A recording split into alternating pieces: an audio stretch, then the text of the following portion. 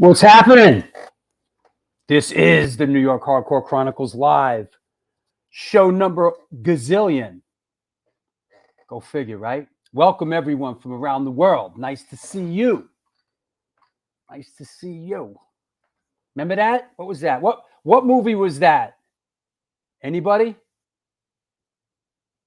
Let's see who we got out there. Who's on the ball out there? All right. There you go. Hey, whoa. What's up, Paulie? What's up? What's up, Robert Castoria? All right. What's happening, man? Haven't seen you around these parts. What's happening in France? All right, Max in France. Todd Hamilton. Yeah, thanks, bro. You know, right? This is like, some Warzone shit today. So, glad you just woke up. Glad you're here, man. Wouldn't be the same without you. Scotland, represent. Robert Hogg. What's up? It's going to be a sick show. Sick? Sick as in good? Is that good? Sick? I figure it's going to be sick. Wouldn't that be like bad? Strange. Brooklyn, represent. What's happening, Joe? There you go. Greetings from across the river. What is that, a Springsteen song? You in Jersey, Sean? Hey, Olivia. How about this mayor and we just have to, they just put in this proof of vaccination for all the indoor events. It's a bit confusing, but apparently in order to attend an indoor event, including music, you have to show proof of vaccination starting a week from Monday. And they're going to start enforcing it. So it's a bit confusing. Monday, September 13th.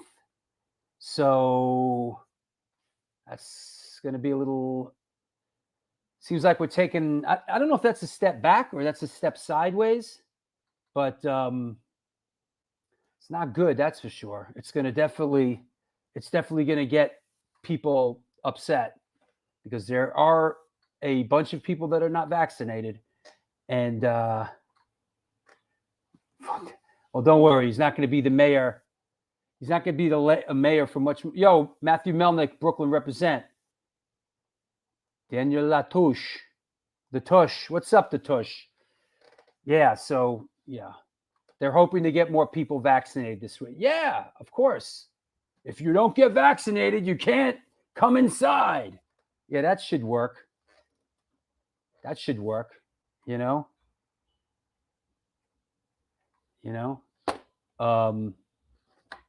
Hey, Bob, what's happening? What's up? Good. Come to Florida, no mandates. Yeah, no shit, huh? Yep. The Tush is wearing his Warzone shirt. Right on. Good. Listen, New York's crazy, man, and we got shows booked too. We got all kinds of shows booked. One thing that it does not affect, I'll tell you this. One thing is the Next Day 7 show, which is a week from Sunday, with Examine and Butterbrain, Posse in Effect, Beastie Boys tribute, Bowhead, Reaching Out, and Ape, all proven equal. This slides in under the wire because the next day is when they're implementing this madness. So that is happening.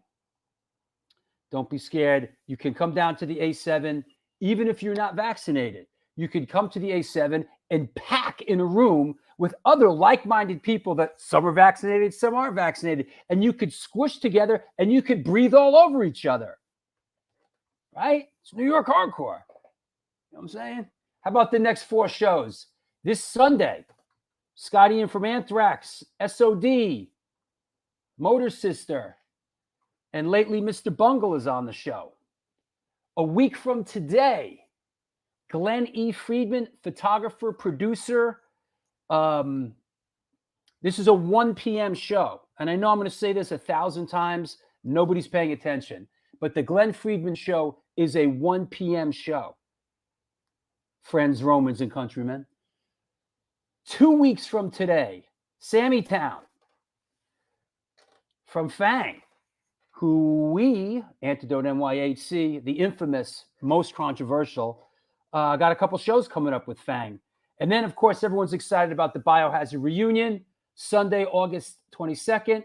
Bobby Hamble, Danny Schuler, Billy Graziadei talking about the 30th anniversary of the epic Brooklyn Represent Urban Discipline. Maybe it's just urban discipline. Brooklyn, Bronx, Manhattan, Staten Island, and Queens. Yeah, man. Good shows coming up. Yeah, Kelly, I love Fang too. We're excited. We're playing with Fang in a couple of places, out west and here. We do a couple shows with them. Why is Blackpool Rebellion happening this weekend out there? They're having big festival shows like that. Blackpool's this weekend. Rebellion Fest, is that right? Good to see you, Rob. I hope you're well, man. Right on. Yeah, the Biohazard show is going to be great. Meanwhile, let's not avoid this any longer. I'm ready. You're ready. We're ready. Here he is, live from the supply shed at the train yard. What's going on? Having a bad day. What happened? Oh, man. Yeah, I got clocked in the head with a big piece of metal. Oh, I thought it was like a Gorbachev thing. You should see the truck. Wait, hold on. I got something for you. Wait. Here you go. I like that new look, bro. Here you go. Right? Look at that. Oh, that's just cold right there. You and Gorbachev, you got that same birthmark.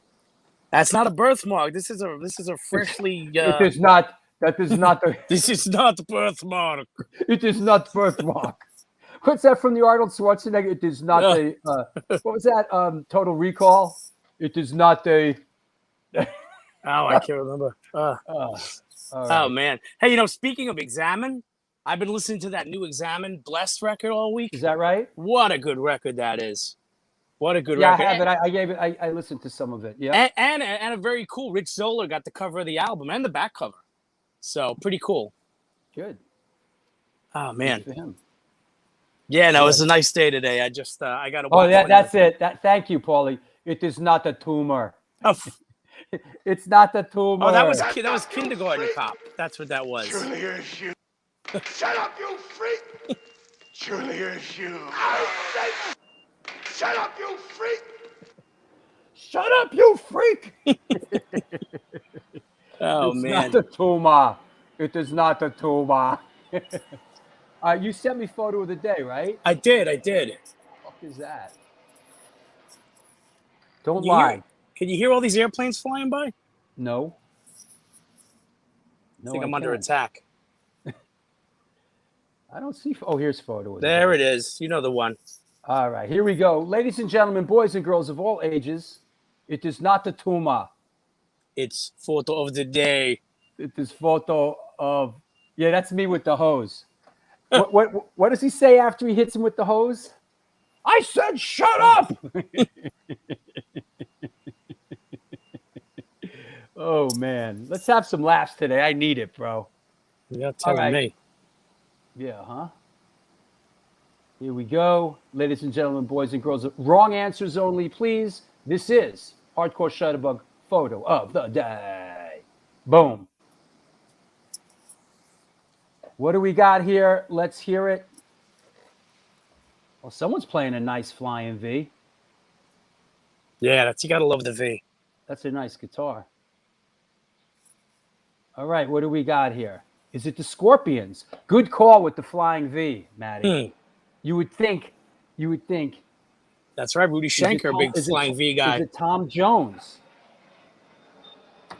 Is it Eddie Money? Formerly Eddie Mahoney, New York City cop, right? That's right. Is it the Cult? Good one.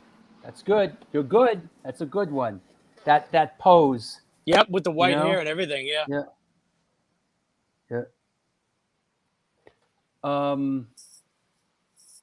Is it Tony Bennett? Did you tell me Tony Bennett turned like 90 today or something? No, it turned 95 yesterday. 95? Yeah. 95, and he's still on the road. Tony Bennett is still playing shows. What's his quality like? Is it Black Flag? Big Rob from Bitter Uproar says. Todd Hamilton from Warzone. Is it Loverboy? Oh, Lord. Is it Pop Will Eat Itself? Is it Randy Rahodes? This is a good one. Is it Billy Idol? Wow, I haven't heard a Pop Will Eat Itself reference. Wow. More. Yo, we love Billy Idol. Billy Idol's, we're not mad at Billy Idol at all, man. He's great. Generation X. Is it Ario Meatwagon? Is it Purcell and Ray? Kind of, all right. Funny, not funny, funny. Funny. All right. Is it Billy Grazia Day? Wow. Got some another good one. Tim. You know what? Everybody's on point with their humor today. Thank God. Does Billy have a Malcolm vehicle? McDowell? The hits keep coming. Could be. Does Billy have a flying V? Everyone's doing their tour of who played a flying V. You know? Right. No one's mentioned KK Downing yet from Priest. Yes.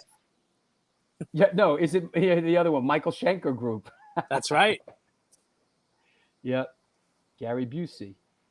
All right. Right answers only. All right. Who do we got? All right, you bums. How about some right answers? See what we got here. Is it Grim Reaper? Not really. Is it Meatloaf? Is it Meatloaf? Is it Meatloaf? Is it Meatloaf? How do you get a name like Meatloaf? Like, if somebody wanted to call me that, I'd be like, yo, don't fucking ever call me that again. I'll fucking kill you. It's not exactly a nickname you'd think you'd want for, Is it Loaf of Meat? Is it the Almighty Meat?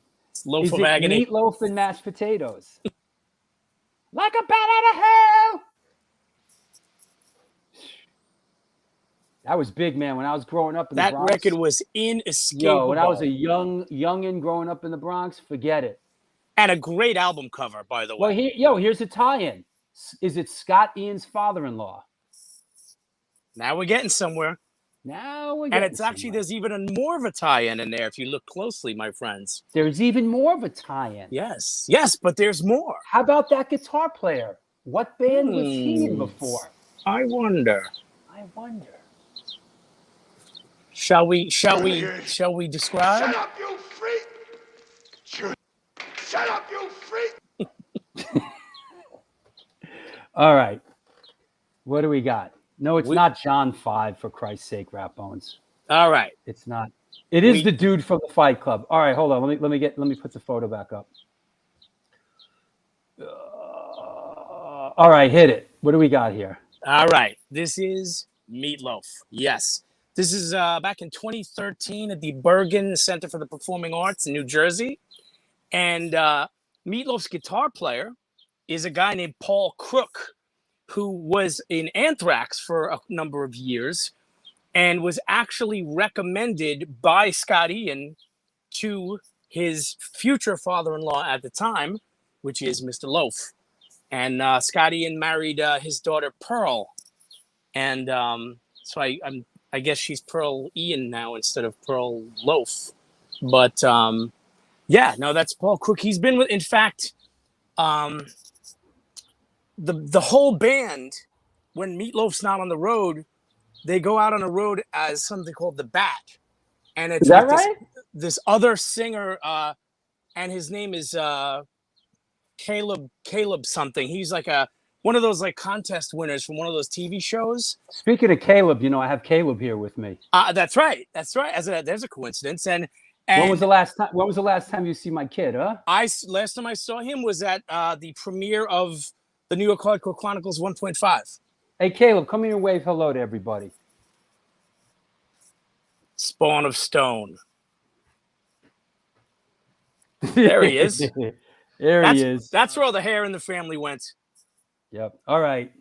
Your excuse, son. Relax. We're going down to Organic Grill after this. Oh, nice. Go see Vlad. So, this is an interesting photo, and this sets up Sunday's show, which is Scott Ian, because Meatloaf is Scott Ian's father-in-law. Scott is married to his daughter. Yep. And the guitar player was in Anthrax. Yeah, he was in that during the, the John Bush years. He was in there for a few years. Yeah, right. And really solid. But right before Caggiano went in there. Yep. And I always wondered why. It's funny, like you say, with Meatloaf. I used to know his real name, and I don't remember it right now. But I guess back in the 70s, you can get away with anything, You took the words right out of my mouth. Well, it used to. Well, it must have been while you were kissing me. You took the words right out of my mouth. We had that on 8-track in my house. Bro, that thing, man, when I was a teenager growing up, forget it, dude. We'd stand around in Ewan Park in the Bronx, like, carrying on. I gotta know right now, do you love me? Oh, actually, God. Jim Steinman died, I think, a year or two ago. Yeah. Who wrote all of that, Yeah, him and Meatloaf, like, hated each other's guts, man. Yeah, that guy, actually, the funny thing is, I saw when he did Bat Out of Hell 2, years later, and he had a huge comeback and he sold out the Garden.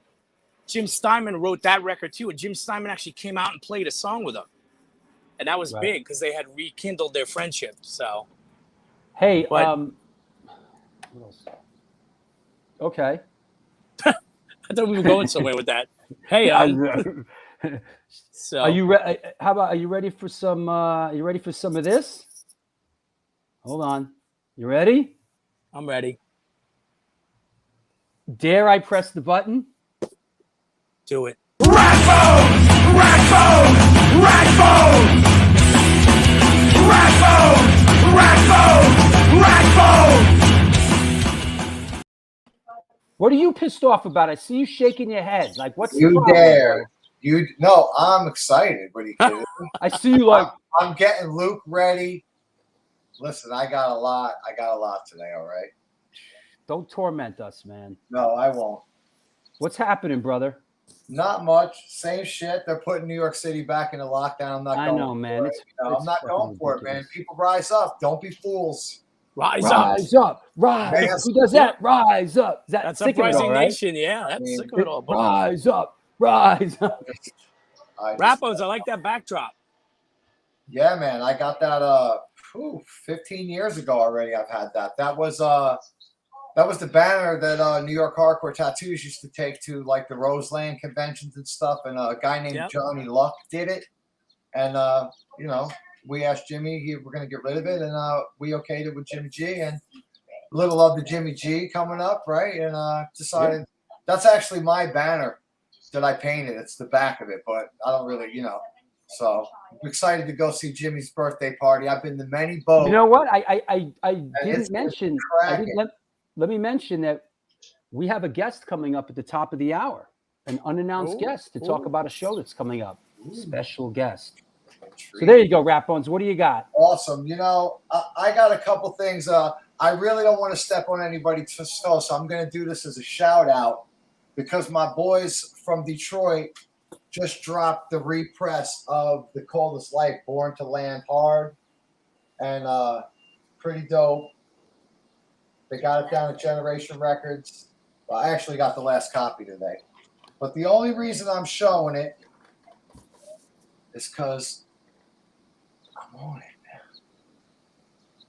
It's me and Jeff right there in the bottom corner. Pretty cool. So shout out to Bird, Dougie, Jeff, Ganills, Roy Boy. Dude, you look like Vincent Van Gogh in that picture, bro. What's going on, man? You look that's like some Rap Bones Van Gogh. It's Vincent Van Bones. Vincent Van Bones. That was in my I always had a thermal shirt on, the long thermal shirt. But yeah, and then there's this. This is the guy that killed Ron Beauty. They put a thing for that. Rich Wernstein, piece of crap. He's still out there? Obviously, man. I mean, it's pretty crazy. But yeah, it's a really nice record. It's got a nice little story and a fold out in it and all. And it even comes with this badass poster, which I'm not even going to open up the poster because I don't want to mess it up. Maybe I will. Come on. Maybe I will. Oh, yeah.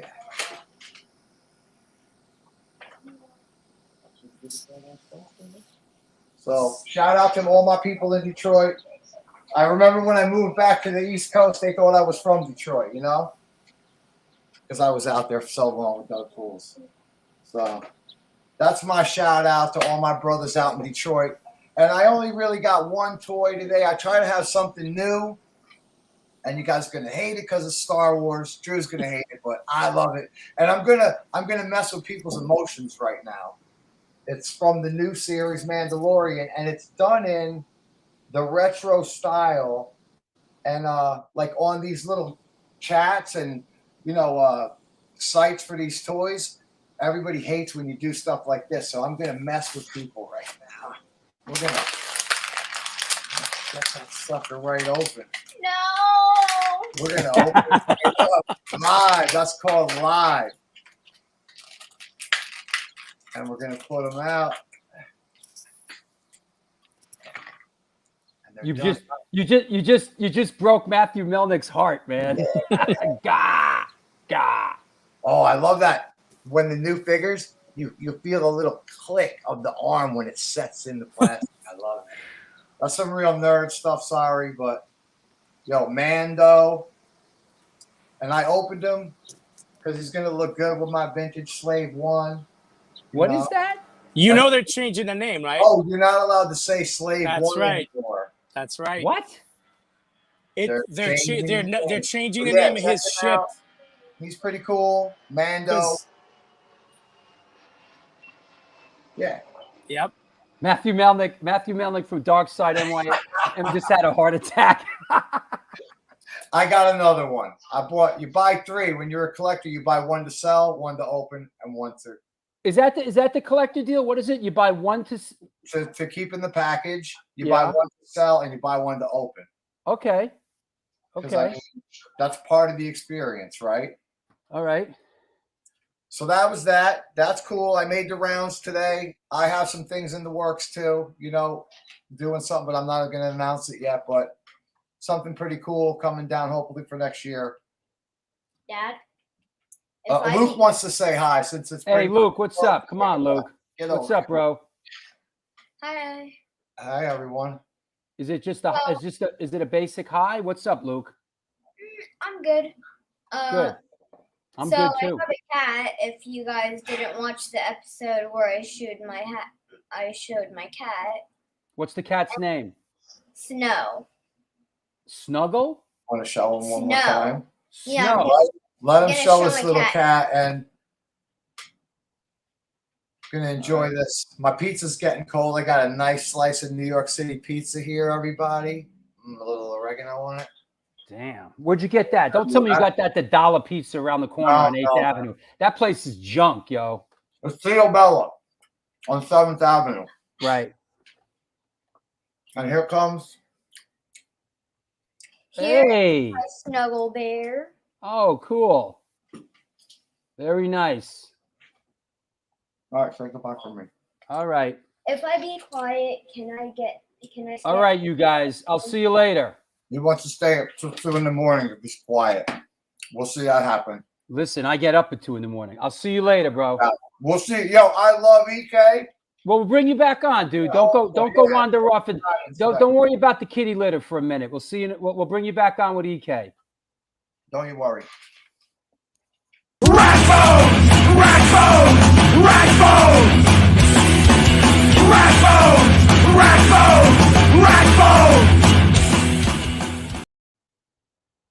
What happened, bro? I don't know. Aliens. You get bounced off the show, like really, like It's weird. I don't know. It's never happened it's before. weird. It's so weird. I don't want to say it was aliens, but it was definitely weird. aliens. But I'll see you guys at the end of the show then. Hey, I'll see you. Keep your eye out. Keep an eye out for you. I'm going to rub my head in the meantime. Hey, Gorbachev. I'll talk to you later. All right. Farewell. This is the New York Hardcore Chronicles Live, and we are sponsored by New York Hardcore Comics, the Texas Silver Rush, Chain Reaction Records and Skateboards, DTFM Vinyl Distro, Chacho's Tacos, Generation Records, and if you're wondering where me and Caleb are going right after this, we're heading downtown and we're going to Organic Grill. It's a vegan restaurant located at the East Village of New York City at 123 First Avenue. Featured in New York Magazine, the New York Times, and Veg News. Their dishes have won numerous awards, including Best Veggie Burger. They make their own cheeses, sausages, and burger patties, and every dish on the menu can be made gluten-free for you gluten-free motherfuckers. This year, they're celebrating the 21st, excuse me. And they're all about having a great time while enjoying amazing clean food.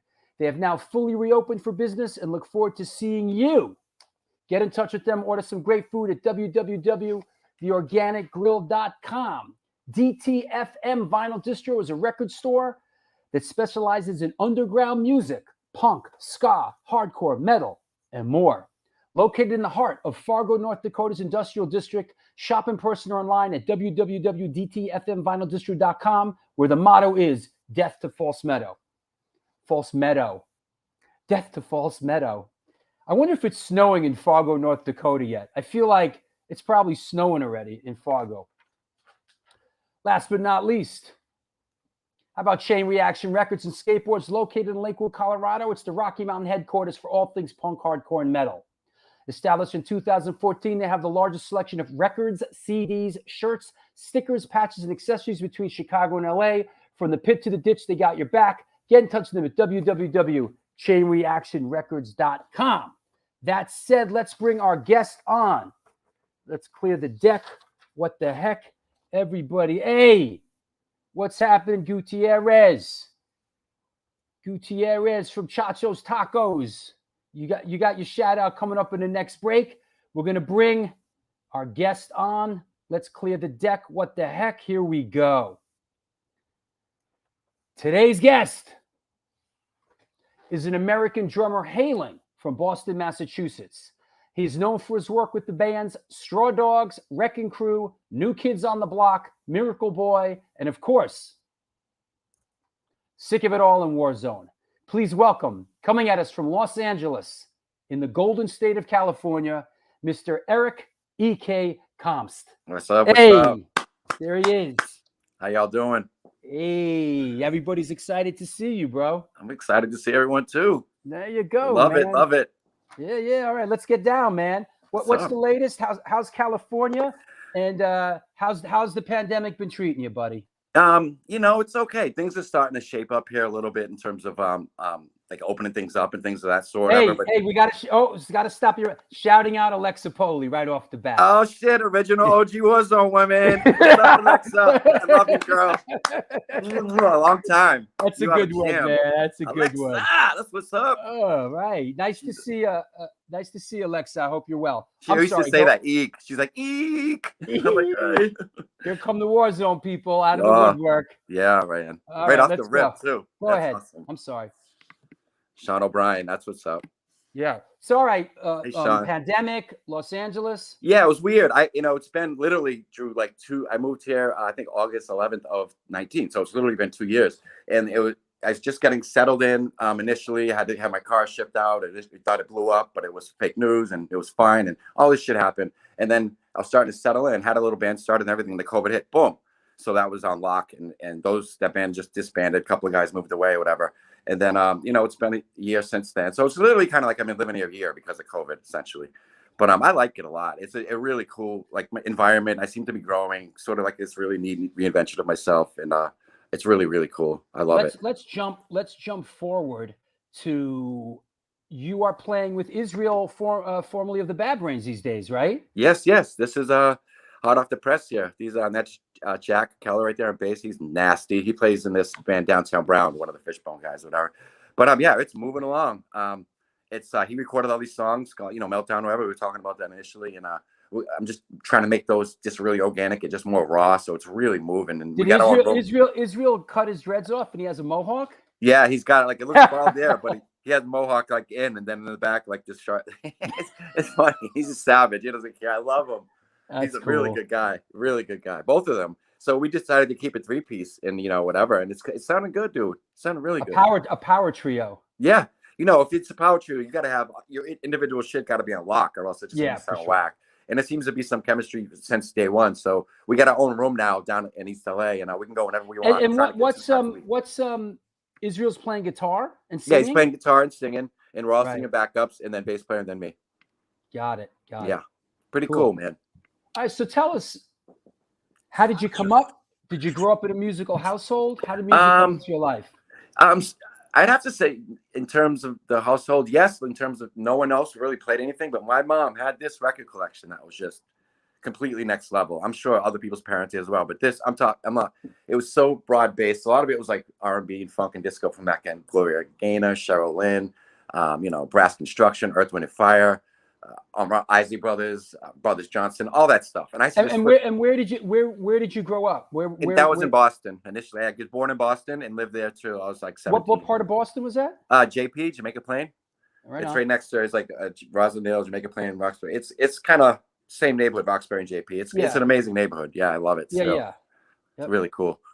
But yeah, it was good. I went to Jamaica Plain High and all that stuff. And Boston, it was interesting growing up there. Very interesting. It was like the generation after all this busing happened. So it was all this like anxiety and shit. It was just a lot of like, just like dotting the I's and crossing T's and shit. But that was some drama in Boston, the whole busing thing, man. Yeah, that was, man. You ever see any of those videos and shit from back then, or any of the pictures? That's nasty stuff, shit, man. No joke. Or Southie, the whole Southie thing. Man. Southie, Charlestown. Yeah, and those two neighbors, Southie, Charlestown, those neighbors, they hate each other. They always kicking each other's ass. It's pretty funny.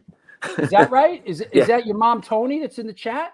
Oh, is she? Yeah, EK's mom, Tony. Oh, there she is. Yeah. Hey, I didn't realize that was your mom. Yeah. Hey. Shout out to you, Mom. I love you. I'll see you tomorrow. I'm flying to Boston in the morning. All right. Shout out to EK's mom in the chat. That's awesome. She is the jam. Best person in the world, hands down. She's having some knee surgery Friday, so I'm gonna go up there and hang out with her and check out and chill for a while. It'll be good. I haven't been back in 2 years, so it'll be awesome. Eat some good food. Did you how did you, why drums? How did drums come into your life? I was referring back to that record collection. For some reason, I really blasted all those jams, and then also this Richard Pryor record. We can get back to that at a later point. And I just listened, all I could hear, for some reason, the drums just thumped out to me, Drew. It's like hard to explain. Like it sounded separate for some weird reason.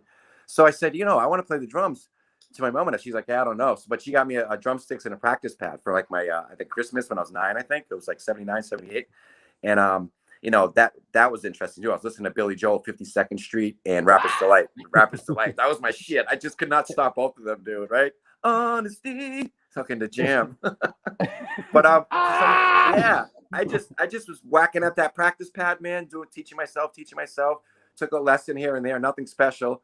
I was self-taught until I moved to New York. And then me and Mackie did a few things for a few months, which was amazing. I love him to death. And then just the drums. I just seem to get better and better and better all the time with each band. I always seem to play with people that were better than me, like musicians that were older and better. So you get better. Didn't you tell us about, in 1983, you were in a group called Miracle Boy. Tell us about Miracle Boy, who was in it, and how that came to be. Yeah, that's an interesting story. Like 83 was its inception. It was me, my friend Kevin Craddock, who's an amazing Finnish carpenter now in Boston. He's killing. And Jordan Knight, in KTOB, I guess you'd say. He actually could play guitar and sing and do really cool. He was, and that's Jordan Knight. That's Jordan Knight later from New Kids on the Block. Yeah, New Kids on the Block. Yeah, he's sort of the we'll go ahead someone. Danny and all those other guys are cool, but they didn't really play anything. I mean, they danced or whatever. But Jordan he was a musical. He could play guitar and sing. We played these little talent shows, and I remember we played this one. I think it was St. Thomas Aquinas.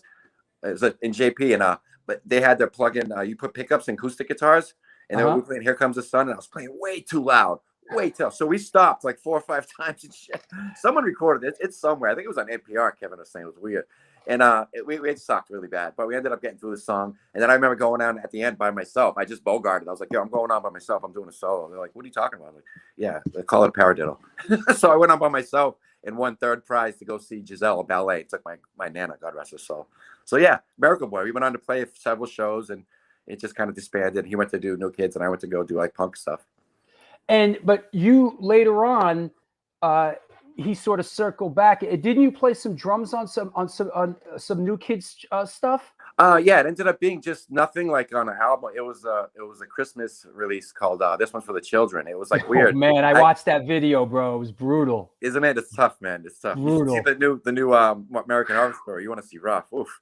But I ran into them. I was actually visiting in Boston from Warzone. I was walking on Mass Ave like randomly, and I ran into all those dudes like all at once. They were coming up from the JP side, and I was like, "Yo, we was kicking it and shit. And I didn't really say much to Donnie and those guys in hindsight. I was just talking to Jordan. It was kind of like a snuff. I don't know, maybe not, because elementary school was rough. We saw fight and shit.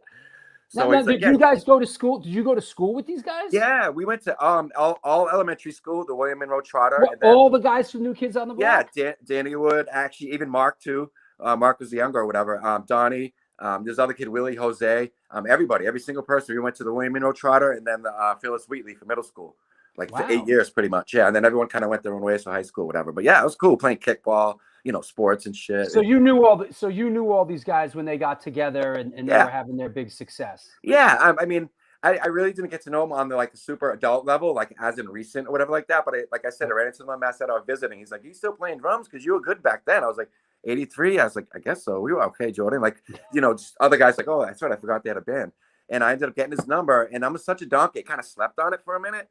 I was like, "Yo, da da da da." I was like, "Should I call him?" I waited 2 weeks. I called him, and it was for a tour. They ended up getting a guy from Berkeley to do a tour with them, and I slept on it. He's like, "Yo, we got to do." I was like, "Damn, I'm fucking stupid." It was like, I don't know if I had fair failure or fair success. I don't know what the fuck happened, but it was swing and a miss. Fair or something. Yeah, swing and a miss, motherfucker. Yeah, but ended up getting his number, and we staying in touch, and ended up doing that track for single session rate and boom boom boom. Nothing really points wise. Hey, was that I remember when I was managing Marauder, and when I was working with Paris from the Crow Mags and all that. Yeah, Normandy Sound. Normandy Sound, yeah. Normandy Sound in Warwick, Rhode Island, where they recorded a lot of those great hardcore records. What was the guy's name? Phil? Oh, it was in actually, I think it was Warren, Rhode Island, believe it or not. His name is Warren, Rhode Island. Yeah, Warren, what was you got it right. What was the owner's name? The owner's They did everything. Best wishes, leeway, like all that really. But he was involved with New Kids somehow. Yeah, that engineer, man. Why can't I remember his name? Tom Soares? Tom Soares. Boom, you nailed it. Yep. He's still around. We talk back and forth on FB. He's a good guy, man. Really good guy. He gets like really good sample drum sounds. You know what I mean? And let me ask you about the New Kids on the Block. I'll Be Loving You Forever video. Jordan's brother Jonathan Knight has a Youth of Today shirt. Yeah. And as sort of hardcore folklore would have it, you were the one that sort of hooked him. Is that true? Well, they call it the catalyst. Is that the right word? Right. Yeah, you somehow. How did the Youth of Today shirt end up with the New Kids on the Block? I kept giving him that one, and then a Warzone one, and then another one, and I was like, "Yo, you guys, whatever, like just rock it at some point, just being like kind of wishful thinking," and then ended up popping up on it. Everyone's like, "Yo, did you do that?" I was like, "Kind of, a little bit, sort of." I felt like weird because it's like hardcore, and I'm doing this whole like other mirror kind of thing. You know what I mean? It was bizarre, but I mean, they're playing pool and shit, right? That one. Yes, Brian. This is the first New Kids on the Block reference in the history of this show. Abso-friggin-lutely. I know, right? So, how did hardcore come into your world, and what was the first hardcore band you started playing with? Miracle Boy kind of disbanded, and I was like, I think 14, maybe 14, 15 at the time, and we were living in JP, and I was moving my drums in from Kevin's house to my house, and I had these new neighbors moving upstairs, and this guy goes, "You play drums?" I'm like, "Yeah, so and so," and he's like, "Oh, I play guitar, whatever." Long story, the short version is they had this band. He played with this bass player down at this loft down on Causeway Street, and it was like, dude, I ended up living there. I moved out when I was 16. Like we had a quarter pipe in there, bands rehearsed there. It was sick, man. It was like the illest shit ever, man. And then they're like, "Yo, come jam with us." And those dudes are like 22, 23, like old, like good. I've been playing it for a while, and that's how I first learned how to do that beat with those guys, the Eels. We ended up calling it the Eels. Played some awesome shows. Craig Spalter, Gymnasio, if you're listening, amazing fucking guys, man. They took me under their wing. Ended up doing some really cool shows. And then I was hanging out with my boy, the singer and Wrecking Crew. We go back since preschool. Glenn Dudley. I love you too, Glenn. Shout out. Since we were 5 years old. He's like, "Yo, why don't you come play with us?" And I was like, "Oh, okay." So I ended up going to jam with Wrecking Crew and doing Eels and Wrecking Crew at the same time. And then I'm doing Wrecking Crew full time. And then that turned into John Stockton. Wrecking Crew is what's his the bass player? Keith Bennett. Keith Bennett. Amazing soul. A shout out to Keith Bennett. That's a dude right there, man. Keith Bennett. Shout out Keith Bennett. He's amazing. He's like such a magical soul. Oh my God. He's one of the best people in the world. Yeah. Cool. What up, John and Jelly? Love you too, brother. So you end up in Wrecking Crew for a while there. Yeah. And then go ahead.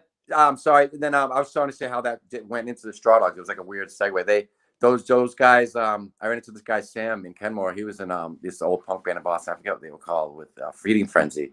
There's some cool history there. There's some old Boston rock people in that one. But anyway, Keats and Panzer Bastard now. Panzer That's Bastard, yeah, and he's also doing, I think, Bitter. This band he had, they're doing some shows now, I think, or whatever. And Panzer Bastard, yeah, that was like his main shit. That's a crazy name, right? That's crazy. a good one. Yeah, Very Motorheaded. yeah, he is. He's loved Motorhead. He had one of the illest Motorhead tattoos when we were like 15, 16. That was so well done. He had to go to like New Hampshire. We had to go over the border back then. You know what I mean? Pure Impact Sammy. Who's that? Larry Kelly. What up, Larry? How you living? Larry's an amazing big guy, bass player, played in Kill Slug, all these awesome old Boston bands. He's really good guy, really good guy. Doing well for himself too. Now you ended up in the Straw Dogs. How'd that happen? Oh yeah, they that guy Sammy was like, yo, Steve Grimes and John Stocks are looking for you. I'm like, why are they looking for me? I had recently just saw the Straw Dogs too, play with like TSOL at the channel and shit, and I blew my mind. I was like, these guys are nasty, man. And they're like older, and they were like the FUs, and I learned the history of it. And they were like, yo, why don't you come play with us? Come jam with us. So I ended up going to jam with them. I learned a few songs off the Waiting Out a Muse record, and I ended up playing with them, and then ended up playing with them and Wrecking Crew at the same time, and did it full time for a while until the Warzone thing came about. But yeah, it was great. Those guys are older and better, and they took me under their wing as well. Yeah, I mean, I go back with those guys. Yeah, you know John. You had John on recently. He's a fucking amazing guy. I mean, the first show I know those guys from 1981. Wow, way back. Yeah, First hardcore show I ever played was with the FUs and at the Gallery East, and those guys I go way. Right? Yeah, when I was in the COs. COs, that's right. That was wow. That was way before my time. Holy shit, that's so rad. Well, yeah. Well, I showed up in Boston in '81. Yeah, and then I saw SSD Control in '81.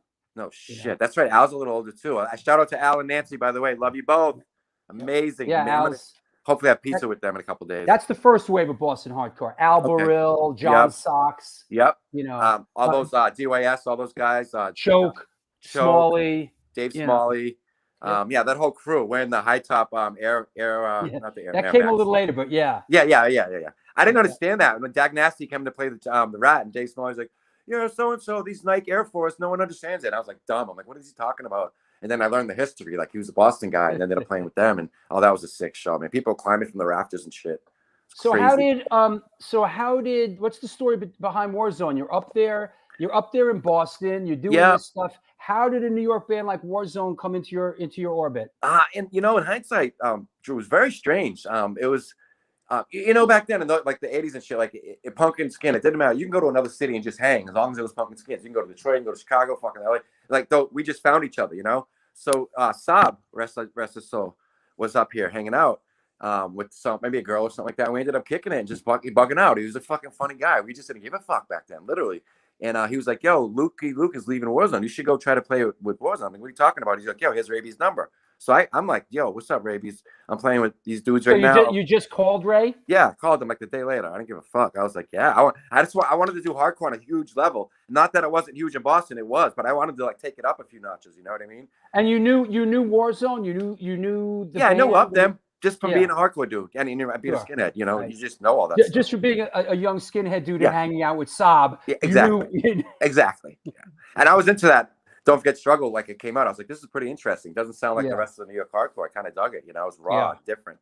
So Rabies was like, yo, when do you want to come up? I was like, well, let's do this. We booked the date. I had all the amazing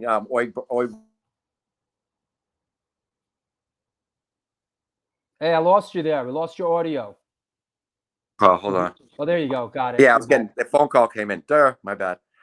All the girls ended up driving me, Laura, and all the amazing girls drove me to New York, and we got lost, and I missed the audition. You missed the audition? I missed it, dude. And I was like, oh man, what am I gonna do now? But we still showed up to the studio. You know what I mean? We showed up there, and I'm like, yo, they were all unpacking and shit like that. They were just kind of like, what the fuck what are you doing here? Like, kind of like a weird vibe. And Ray's like, yo, why don't you still want to try out, right? I was like, yeah. He goes, well, stay with my homeboys in Brooklyn. We'll do it like next week or whatever. So I stayed with all those, Ray Lugo and Frank and all those, that house. Wait. Let me stop you there. What homeboys in Brooklyn? It was like the roadies. It was like Ray Lugo and Frank from Jersey, Jeff, this dude, Adam, who's an amazing filmmaker right now. He does amazing camera stuff. And who else? Dave, we were talking about earlier, Kevin from Moonstomp from Chicago, who works at Two Boots, him. They lived there, and they just let me crash on the couch to try out with Warzone. Like, hey, all right, cool, stay on the couch. It was fun. It was above this pizzeria. The door had like no handle. my living room was next to the BQE, like this far, Drew. It was like fucking Welcome Back Carter. I was like, what the fuck is this? And Welcome to New York. back then, that was a nasty ass neighborhood. Dude, it was no joke. You remember? I was like, yo, welcome to New York, motherfucker. What are you gonna do? You know? So I ended up the short version. I tried out with a bunch of dudes. Ended up knocking a bunch of dudes out. Got the gig. Boom. He's like, yo, you want to play with us? You down? I was like, yeah. And I had literally no money. I had $30 because I sold my booze. No one to lend me money because I was moving to New York and Boston. So I ended up, washing dishes one night, doing this night, and they'd let me live there and crash. So I had some money. Ended up getting a room there, and that's what happened. It all was like really, oh shit, bringing it back. Wow. So this is that's crazy. Open Your Eyes, the Warzone record. This sort of album cover is dare I say, somewhat kind of iconic and connected. Why are you the only one with no shirt on in this shot? It's kind of weird. Like I just, when I got into Warzone after a few months, I decided like the whole skinhead thing was a state of mind, and I wanted to not look it, but like have the state of mind and just like, using the Murrays and slicking the hair and everything. And I got those guys doing it too. And I just didn't want to like be like the Fred Perry, like the quintessential skinhead in terms of looks, because all that, there was a lot of weird stuff going on. It was a weird temperature back then with all that kind of stuff. And I was like, we were like, an American skinhead band. And it was like, yo, man, we had to like step up and be right in terms of our way of thinking and things of that sort. So I just wanted to not be like, look like Dad, Jay's wearing the Fred Perry, and Paul and Homeboy wearing, and Ray, God rest his soul, wearing the boots and bases. And then you got Omen, who's just wearing the Fred Perry. He doesn't give a fuck, the B-boy stance. So I loved it to death. Amazing. And then I was like, you know what? I had those Chinese slippers you get in fucking Chinatown for like $3, the orange bottoms. Yeah, no, you got those on Canal Street. Canal Street, yeah. The Bruce Lee slippers. They were exactly. like $2. Yeah, $2-3, dude. And I loved them in Boston. I was like, oh, I love these. I forgot how much I love these. I got a pair right over there. Like LES, like I didn't give a fuck, with like no shirt. And boom, they was like, take the picture. I was like, okay. I did a few with this shirt too, and it didn't look right or something like that. But yeah, that was pretty much that. I was like, you can tell by the look on my face. Now, this record was produced by Dr. No from the Bad Brains, correct? Yeah, Gary. Yep, Dr. No. Any memories of working with Doc? Yeah, lots. They were all like just amazing, such wonderful memories. He was like, I was so like such a Bad Brains fan. I'm like, I can't believe this is happening. Like it happened in a matter of 6 months. I was in Boston doing da-da-da. Now I'm in New York doing a record on Caroline with this da-da-da. And I was like, this is so cool. He had such amazing ideas. He was so down to earth. And then after we would track or mix whatever, we would go hang at someone's house on the Isles and just talk about life and smoke weed and, drink Heinekens and just talk shit. You know what I mean? And he was such an approachable guy. So magical. And he knew what the hell he was doing in the studio too. Because in the end, we had to leave to go on tour. And him and Jerry, God rest his soul, had to finish up the mixing and stuff and then mail it to us in like Milwaukee or some shit like that. But yeah, he would forget my name. He would call me E.T. and shit. It was really funny. I'm like, okay. A question from D. Do the numbers that you're wearing mean anything, or are they just totally random? Yeah, totally random. Absolutely nothing. Like nothing. Yeah. They would just look. Yeah. Any songs on this, like in retrospect, like anything resonate all these years later? Any hidden sleepers? Anything like face up to it? Like what? Give me a couple. Yeah, it's, I don't know. You get older, and then your thinking changes, and the way your perspective changes, and I think that's what kind of life is all about, having perspective. It'll put you good or bad. I remember, like, I think of the Striving Higher and some of those songs, Always a Friend for Life, how they apply to me now, like as a 51-year-old dude living in LA, like Striving Higher for a Better Life. It kind of goes along with the way I roll. Fight the Oppressors on there, yeah. Fight the yeah. Although, and then like the racism one, it's kind of, because that record, it starts off with that crazy Hitler shit. People are like, what the fuck is going on here? This is insane. But then we put the explosion to denounce what he was saying, and then everything, the lyrics.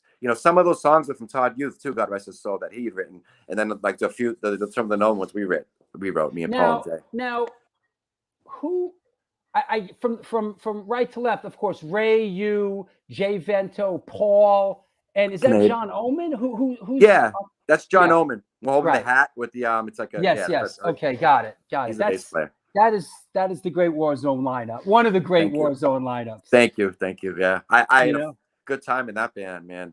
I like, it took me to a different level, drumming wise and human wise, because I was growing up. I was 17, 18 years old. I'm welcome to the looking LES. Oh yeah, here's a cool promo shot from that record. And this record was on Caroline, which was kind of a big deal back then. Yeah. Yeah. It had a naked ray gun. I think they even had the pumpkins too before they got bumped up to Virgin. I love Ray's wearing the Jones Beach shirt. Oh yeah, That's great. yeah. I forgot about that. He loved that thing with the cut off sleeves Yeah. and shit. Wow. And then we got Ray Lugo there too, down in the bottom right. He was like our manager kind of guy, or whatever. He's a cool guy. And I'm wearing that. You don't know that Thrasher shirt I'm wearing? It's literally like turquoise, dude. It's like the worst color in the world. But I was like, it says Thrasher. I'm so cool. That stupid hat. Yeah. Oh, Yeah, gee whiz. What the hell was I great. thinking? Yeah, that was in Slip, I think. And did you guys like go out on the road to support this thing? Did you like really go out and hardcore it across the country? We did, yeah. In hindsight, yeah, that didn't last. It ended up fizzling out towards the end because all this kind of else shit happened. But yeah, we were playing everywhere, man. I know the first 3 or 4 dates in the show, my tech left my cymbals, all of my cymbals, in like some Hamilton, Canada, some shit like that. Oh I'm my like, great. God. So every single show after that, I had to ask like other bands' drummers to use their cymbals. That's like asking someone to use their furniture and shit. I was talking to Sammy about that. It's like fucking crazy. You know what I mean? Shout out. You don't have, that's you don't do that. Yeah, man. So think about like I had that anxiety every single show, like moving forward. And then, actually one show, I think it was Chicago. It was actually, I remember met Chris Garver there. Our show got canceled because it was underage drinking and shit. So we played this squat called the Hell House, and I just did everything with the toms, no cymbals at all, the whole set. Oh, crazy. Yeah. Talk about innovative, right? Oh yeah, that was Frank White did that. That was right. Oh yeah, Frank White. Yep, that's right across on. street from CB's in that parking lot. Like wow. to the left if you're facing the bodega. Cool that you would remember that. Yeah, I love that guy. He was a really cool guy. Frank White's still around. Yeah, he is. Yep. We connected on social media. Let me see what else I got from that era here. Yeah. Yeah, so that was an amazing band. Good times, man. I miss Ray. I miss Todd. I miss all. Any memories? Any like? I mean, it was a long time ago. Ray passed a long time ago now. Yeah. Right? I mean, September 11th, 97. Yeah, 21 years ago. Yeah. And it's crazy when you think back on it. He passed away very young, man. I know. I didn't realize at the time. Like I mean, I was in my 20s. I mean, we're all crazy in our 20s. Like how much it really affected me. Like it's like one of those. Like it hit me like late. Like a few years after, and I was like, wow, man, like you just thinking of the good times and memories. Like he was a funny guy, man, and he took me under his wing as well. Like he like for all intent and purposes, he was the reason like I literally was in New York hardcore and got to do Sick of It All and all that other really neat shit and play with other people. Yeah. Because he's like, yo, you missed the audition, go stay with so and so, and then maybe you can do it then. Like he could just been like, oh, fuck yourself, go back to Boston. You know what I mean? And you know what I mean? God. Brady, all the beautiful, amazing girls. Oh, that was so cool. Kristen Brady, shout out. I love you. She's amazing. This is Can EK. Here we go. Can EK? Hold on. Let me put this up because we talked a little. You know how I feel about this record. I do. Yeah. Can EK speak on this record, the Bullet Hole album? Okay. Now tell me, who are the two people that love this record? I know you're one of them, right? You're one of them. Yeah. And then I like it's really strange, but Kevin Cromack loves it too. Me and Paris Mayhew are the two that love this record. He loves it too. I'm like, you serious? I love it too, dude. Man. Yeah, it's awesome. I love it too. I think before we get into it, like for me, it really it's a slice. It's a moment in time because I was an Antidote at the time, and we were doing the rock thing. Yeah, I remember. You had the hair. We played a couple shows together. Yeah, and Limelight. At Limelight, I'll put that flyer up. But I just love this record. I love the way it sounds. I love the production. Yeah. I love this record, man. Yeah. So it's funny you say that. Like in hindsight, the production, like for the time, I don't mind. It was this guy Roger Greenwald from Boston. He was in this band, The Dark. He's a Berklee College of Music guy. And what he did was we had a lot of those songs were like awesome altercation songs, and they were like, Jay brought them into the band because Jay was in altercation. Exactly, and Paul played in altercation. Oh, that's right. That's right. Yeah, both of them. They just like basically left altercation and played the Warzone. But a lot of those songs, they were like twice the speed. Like, it was like cut in half. But what he wanted to do was basically cut all that in half. And he did all this weird pre-production. So what happened was the sounds that we got, like that snare sample, that's from the Paul Abdul record, like literally. Like I love that. I love the snare so sound. wet and big. Yeah, I wish I knew how to like play to a click track back because it would have been awesome if I knew. I You didn't play to underplayed. you didn't play to a click track for this? I did, You but it did, was my yeah. first time ever playing with a click track like in my life. Yeah. So it's really, if anyone who plays the drums knows it feels like you're slowing down all the time. It goes against your natural Yeah. body. Like it was fucked up. So I ended up underplaying a lot. It sounds like Right. I programmed or something like that. So I mean, Hold On is pretty good. I loosened up a bit on that one, but all the rest are literally underplayed so bad. So I love that record. It's so stiff. very stiff. It's like it's like Robo. Yeah. Here's But here's the a sounds are cool, cool. Like the here's a snare and the cool- kick, they're like wet and shit and huge, you know. It's a cool pass from when Oh, yeah. when we played together at the Limelight, Yeah. Warzone and Antidote. I mean, we played Antidote played the Limelight all the time You back did. then. Yeah, you Yeah, guys we like the did. house band back then. We were Literally. like the house band for Yeah, like yeah. a couple of a What was year your or bass two. player's name? I really liked him. Rob Conti. Conti. He's a fucking cool guy, man. Yeah, and then Zum took his place. Yeah. Okay, word. Yep. And then yep. but yeah, this was a cool show, and that's why it sort of resonates because we were sort of in the same sort of spot there. We were like both trying to do the rock thing a little bit, and, you know. I'm at Wawa Hut with like 100 pounds, like blonde hair. I'm like, Oh that God, whole, like, yeah. fucking, yeah. We spent a lot of time at King Tut's Wawa Hut. Oh, Didn't we? yeah, we did a lot. Yeah. You know, a lot of people don't know. I should pull one of those pictures. Let me show everybody what the Wawa Hut was. Hold on. Hey, Dasha, what up, girl? Let me see. There's Wawa. That here we place go. is insane, man. Oof. Well, you and I used to hang heavy there, man. Oh, heavy business, boy. Like, yeah, next yeah, level. we used to get at that. Yeah, well, let's leave it at that, bro. Yeah. You and me, we used to get into some shit at the Wawa Need to not Hut. know and shit. Yeah, you know. But here's the Wawa Hut. For those that don't know. Oh my shit. For those that don't know, the Wawa Hut it's the dope. A7. Yeah. After the A7, they opened it up as the King Tut's Wawa Hut for a bunch of years, and a lot of us still hung out there, right?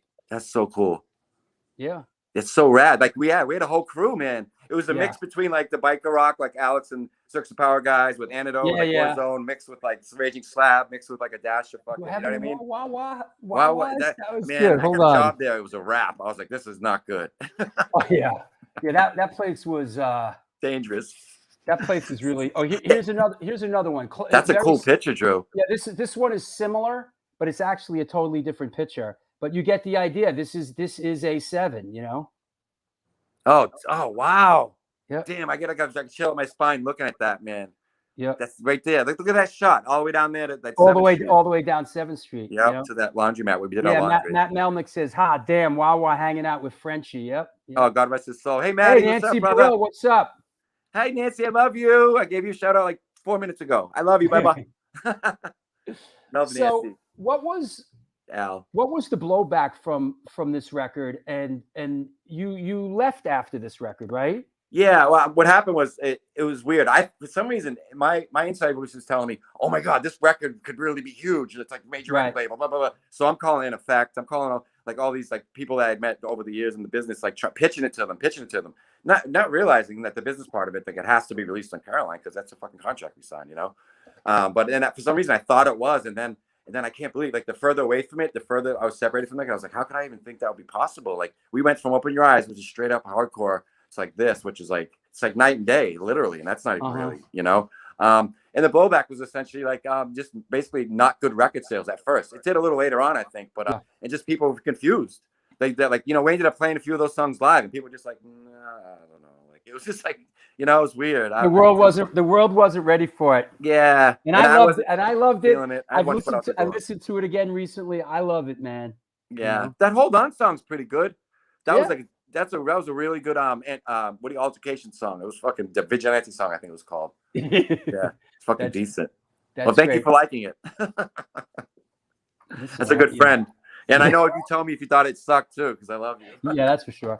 Hey, let me take a sponsor break, and we're gonna bring on a special guest after the break, and we'll bring you back, and let's talk about Sick of It All and Destiny's Child and a couple other things. Okay? Fair enough. Sounds good.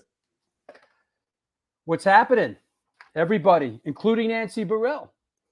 And Chip Love, I see you out there. Thanks for coming by. This is the New York Hardcore Chronicles Live, and we are sponsored by New York Hardcore Comics, The Organic Reel, The Texas Silver Rush, Chain Reaction Records and Skateboards, DTFM Vinyl Distro, Generation Records, and the Gutierrez Brothers. Located in Corpus Christi, Texas, Chacho's Tacos opened the doors in 2001, home of the almighty Chacho's Taco. They cook up an incredible home-style Tex-Mex food, and this month they are celebrating their 20th anniversary. They've been supporting underground music since the beginning, and in their own words, we ain't stopping anytime soon. Touring bands that play Corpus Christi swing by and get a home-cooked meal at Chacho's Tacos. We got you. The underground scene will never die. Please follow us on Facebook or on Instagram. Generation Records, since 1992, have been a mainstay of the New York metropolitan area music scene. Today, they offer a diverse selection of new and used rock, jazz, indie, hip-hop, punk, hardcore, metal, blues, soundtrack, and reggae LPs, as well as T-shirts, posters, and other merchandise. They buy used record collections and music memorabilia and will pay you top dollar for them. House calls made for large collections in the tri-state area. Call or email generationrecords@gmail.com and follow them on Facebook or on Instagram. That said, I want to remind everybody that there is a Patreon page. If you want to support this show could use your support. Don't just be a taker. Be a giver once in a while, will you? Support the show. It's what keeps this thing going, honestly. So please, jump in the game. Don't be scared. Join Patreon. There's a $2 tier, a $5 tier. You know, get up, get down. That said, I want to bring a guest of ours on, a new face. I want to play. Ooh, there's a clip I want to play. Where is it? Hold on. Let me clear the deck. I want to kind of introduce him with this clip. Let me clear everything out of the way here. What we have here. Let's start out with this clip. Let's see, where is it? Here we go. Let's start out with this. Here we go. Something a little different. What's up, everybody? We're the Capturers. Thank you so much for being here.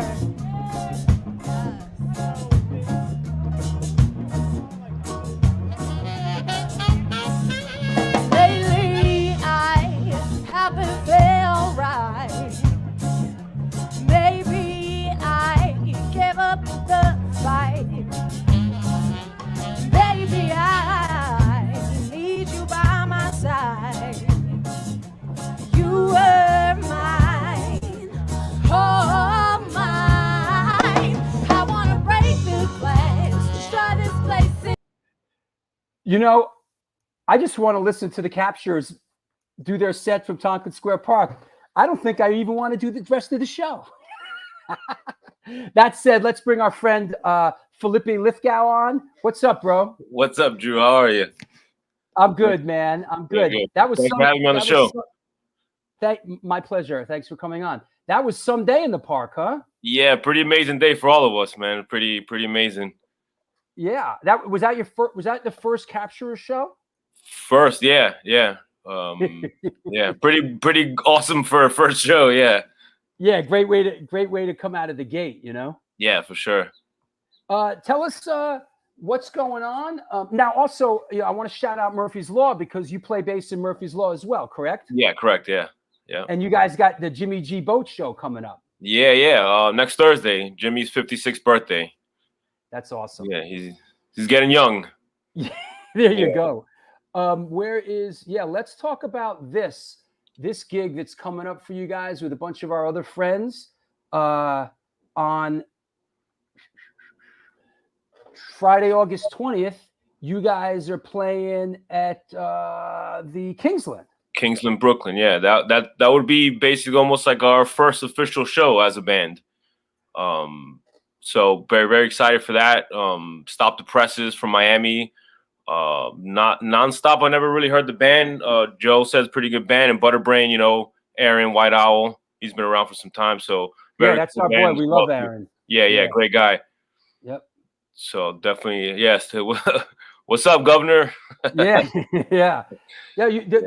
The captures are definitely getting a little momentum and getting it going on, man. That was a great, people really in the park there. That was awesome, man. Thank you. Appreciate it. Thank you so much. Hey, what? Just real quick. You play bass in Murphy's Law. You play guitar in the captures. Like, what's your musical background? Did you grow up in New York City? I actually grew up in Miami, Florida, and I came to New York when I was about maybe 19, 20 years old. I think I moved to New York. Okay. Yeah, and then I joined a band that actually happened to. They just recently departed. They just Vinny Stigma was the guitar player, and I think they kind of it was Zombie Vandals. Have you heard before? No, Zombie Vandals. Vaguely. Yeah, Vinny was the guitar player, and I think they had just he had just left the band. They needed a guitar player, and I ended up playing with them. And then I met Vinny, and Okay. I never really listened to a lot of hardcore music. Warzone, which is cool to see Eric talk about the band. That was one of the first hardcore bands I ever heard as a kid. Cool. So, and then I met Vinny Stigma, the best guy to meet in New York, the first hardcore guy to meet. That's the guy, man. So, he's the reason I'm in Murphy's Law for him, So I thank Vinny every day for that, great guy. Oh, yeah, he put in the word? Yeah, definitely. Hey, a friend of ours wants to say hi. What's up, Sid? What up, Felipe? What's up, Sid? How are you? What's going on, Sid? Drew, it's funny that Felipe mentioned that little Stigma connection because a lot of people don't know this. I was the one who wanted Vinny in the Zombie Vandals. I quit just no joke. I forgot you were in the band too. Yeah. And Vinny can confirm this. I quit before Vinny played his first show with the Zombie Vandals. So there is a little bit of that connection because I was stupid enough to get this when I was young. So yeah, there you go. I totally forgot. Hey, Sid, how do you fit in here? Are you DJing the boat show? Yes, I am, sir. You sent me that flyer, right? Yeah, I did. I told you to send it to you. And then did you text it to me or did you Facebook it to me? I Facebooked it to you. Oh, then I'll get it. Hold on. Here it is. Hold your horses. Right here. Right here. Well, that keeps you busy, huh, Felipe? It's like if you're not doing Murphy's Law, which is a constant, then you got this captures thing happen, right? Well, yeah. In the beginning too, even the beginning of this band, again, much respect to Cousin Joe because of him, we became a band because there wasn't a real band. It was only two people writing demos, and he said, "Hey, you want to play this show?" I'm like, okay, I'll call you back in a few hours, and I got a band together, and we played. That's how that went down. We became a band. Now we're the Captures. That's the best shit when it goes down that way. Right? Yeah. Pretty amazing. Yeah. Sid, you're gonna be DJing this, huh? Yep. This is gonna be my first show. Yeah, believe it or not, this will be my first show DJing, I believe, since February of last year. Yeah, it's been a while. I mean, what a way to come back and with a show like this. Jimmy's ageless. I mean, like the banter's amazing. I mean, the boat is, if you guys have not even been to these boat shows, get off your ass and go to rocksoft.com, get a fucking ticket because it's almost going to sell out. If not, going to be sold out very soon. Chucky Brown says Zombie Vandals also features Chai, vocalist. Yeah, Chai, lead singer. Yeah, for the goth post-punk band called Blue Anxiety. Yeah, that's the project he's doing now. Like after Zombie Vandals, he was doing another band called Anasazi, which Keegan Guzman, which is actually John's kid.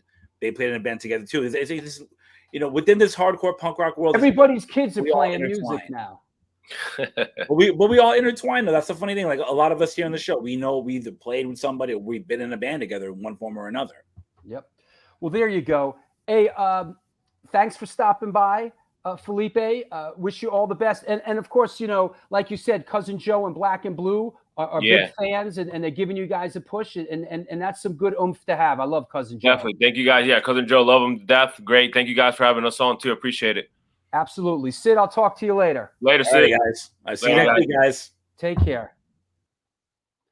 Well, there you have it. Go see the Captures. Black and Blue Productions presents the Captures, Stop the Presses, Nonstop to Cairo, Butterbrain, Friday, August 20th at Kingsland. And bring your vaccination card. Man, it's a crazy world we're living in. God, the drag, man. This vaccination card thing is going to freak people out, man. Let's bring EK back on. What up? Hey, what man. up? What's How you up? living? Good. That was Yeah. cool. I love Sid. He's so funny, man. Yeah, He's listen, like- I want listen. I love the captures. They're great. And, they are. And, I like and- that. Yeah, and Cuz is behind him, so we just want to pull Felipe on and just sort of anybody out Felipe, there. What it Yeah, seems don't like be a shy. really Go buy nice a guy. ticket, you cheap fuck. Hi, nice to meet you, Felipe Mike. What it seems like a nice guy, dude. That's awesome. Yeah. Like humble and shit. So let's talk a little bit about. Let me see what else we got here.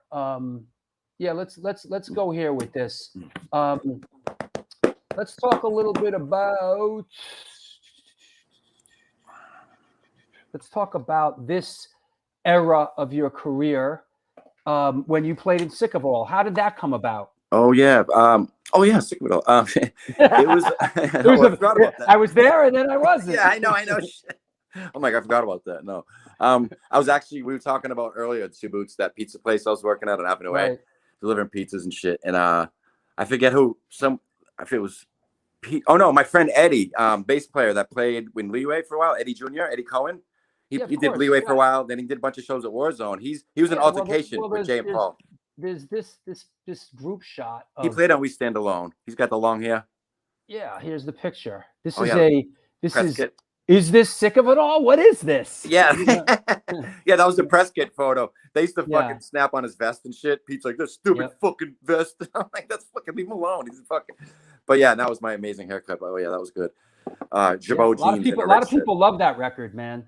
I get a lot of positive response from it, man. I think it's I love my playing on it. It's so raw. It's like Donnie Fury 16 track. You know what I mean? Like, is that what it was? Don Fury? Yeah, Donnie Fury 16 tracks and just mix the hell out of it. You know, I had a good time playing on that record. I didn't know Don Fury even ever had 16 tracks. Yeah, on what was it, on Mott Street, like the older place, the place that he had on Mott. Down in the basement? Yeah, down in the basement. Yep. Yeah. And it was interesting. We just knocked it out. Like it was like, okay, we're gonna do an EP. I was like, okay. So we wrote a couple of new ones. We wrote We Stand Alone, What's Going On, and then we did the cover, The Bitter, and then those three, and then the other side's Live or whatever like that. But yeah, what was was good. The cover? Wasn't it a Minor Threat song? Yeah, Betray. Yeah, Betray. Betray. Pretty cool. We did a good job. I kind of like that's a good one, man. The drums. Yeah, thank you. We had a good time. We used to play that live, and people would just be like destroy each other. It was fucking sick. It was segue. Really cool. But it was weird. What year? We got a question. What year era was this? It was 90. Well, I know what it is. Hold on. Let me answer that question with this, because in your time in Sick of It All, you also played this show, which was released on VHS, which was the Agnostic Front Sick of It All Gorilla Biscuits VHS. Oh, fuck. Yeah. Right? So that was, obviously, it was live in New York City in 91. Yep. Right? I think I initially got in the band in 90, and then we ended up doing a few tours, and then we did this fucking thing. George Seminara did it, I think. You know him. Yeah. As a matter of fact, yeah. Murphy's Law, yeah. That's like, this is, it's really cool, because it's like. We played this show. Antidote played this show, too. Did you really? Yeah, we were on this, Bill. Oh, I don't remember. I know there was like 3 or 4 other bands, and then these 3 got on the tape for some reason. That's who were there. This was at the Ritz. The Ritz. Yeah, we played, but this was, I had hair down to my ass. We were doing like the rock thing. It was sort of a little weird. You had some hair, man. Your shit was like ding. I was like, damn, I hear you, brother. What's your photo, Chucky? That's my photo. What photo's yours, Chucky? Chucky. What are you talking about? Brownsville never had a never will. Yeah, Studio 54 Ritz. That's right. It's not the 11th Street one. It's the one up there. Louie, what up, Lou? Astoria, shout out, baby. Astoria Lou represent, man. Louie's my man, 50 grand. I love that kid. Yeah. Always smiling. Always fucking smiling. Yeah, everybody had that VHS. Right? That thing came out cool. Yeah, it's some cool shots of like my little haircut. I'm like, the video cassette photo? This photo of the VHS cassette is Chucky Brown's. Okay, I get it. Oh, I see. Shouting out Chucky Brown. I didn't get it. For his photo, yeah. I'm slow. There you go. Do you still have the VHS, Chucky? There you go. Video cassette photo. That's sick. Yeah, you're welcome, Lou. Love you, dude. My man. What a great guy. Cool. Where you seeing Madball? Where's Madball playing tomorrow? Texas? Oh, are they? Somewhere, yeah. I think I saw him. He posted they on the road somewhere. I couldn't remember where though. Yeah. Hoya chimed in before. Love him. Let me see what else I got. Love you, Hoya, Bubba. Yeah. Neck on neck. Well, here's a compilation of those that flyer from the Limelight. Okay. Each one was different, but when you put them all together, and I have these like deep. These are mine. When you put them all together, you have that. It was pretty cool. Shit. Oh yeah. Each one was a little different, but you could match them together. Oh, that was cool. Didn't they have cool, right? back then? Didn't they have those like random tickets that were like that? It said that on the ticket. Yeah, of course. Right? That's 4 tickets right there 4 put tickets, together. Yeah. Oh, word. That's 4 tickets. Yeah. That's crazy. That's pretty cool though. I like the tank shit. Yeah. Someone sent me a Warzone shirt with the tank on it, and I was like, he was like, "Yo, just have that." And I was like, "This is really cool and different." It says 1989 something tour on the back. It's kind of inaccurate, but it's still a cool shirt. Going back to the Warzone thing, here's another shot. This is sort of what's going on here, man. Oh shit, man! You remember where this was? Like exactly specifically, no. Like, I know where we did that shoot. We were walking around all of Midtown and shit. So that street, I don't know, man. Like literally, but we had this swag right there that we were just like, whatever. Nice flight jacket. Yeah, I got my flag on there. I got my snakeskin top 10 Adidas. Got my I got my sweatpants cuffed up a little bit. Everyone's got crazy gear. Look at Omen. He's like, yo, Paul with his brown leather jacket, very Bensonhurst. Ray with the cool gear. His cherry red's always looked awesome with the cool cuffs and just the hat off. Yeah. Yeah, man, that's a great shot, man. That's some those sneakers you wear would catch a pretty penny today, man. Yo, you think? Could you imagine, dude? And they were like gray too. They were like, I wasn't an Adidas guy too. I was a Nike guy, but I was like, I'll fuck with these. These are cool. They were like probably $500-600 now. Yeah. Oh yeah, easy, for sure. Easy. Let me see what else I have. This sound like this is a great one too. This isn't Tompkins. No, actually, where do you remember where this was? You know what? All right, here I do actually. Wow. Is that the park on First Avenue? No, it's on First Ave. Drew, it's on 9th Street between first, second, I think second and third on the right side. If you're coming up from the Avenue A, that side on your right it's like a little cemetery there. Is that right? 9th? You know that little cemetery? It's like really unassuming. You wouldn't even know it was there. Oh! When you go down it's like 3rd or 4th Street between First and A or A and B. Was it over there? I remember being like, this is so weird. You wouldn't even think it was there. For some reason, but it's kind of a big cemetery, right? But not for the area, I guess. But you wouldn't think it was there. It was fucking weird. But it has a lot of that ivy and shit going on, the black wrought iron fence and stuff. Yeah. Yeah, I can't remember. Like, it was either what you said or what I said. This is when you guys were starting to. This is when you guys were starting to. Yeah, starting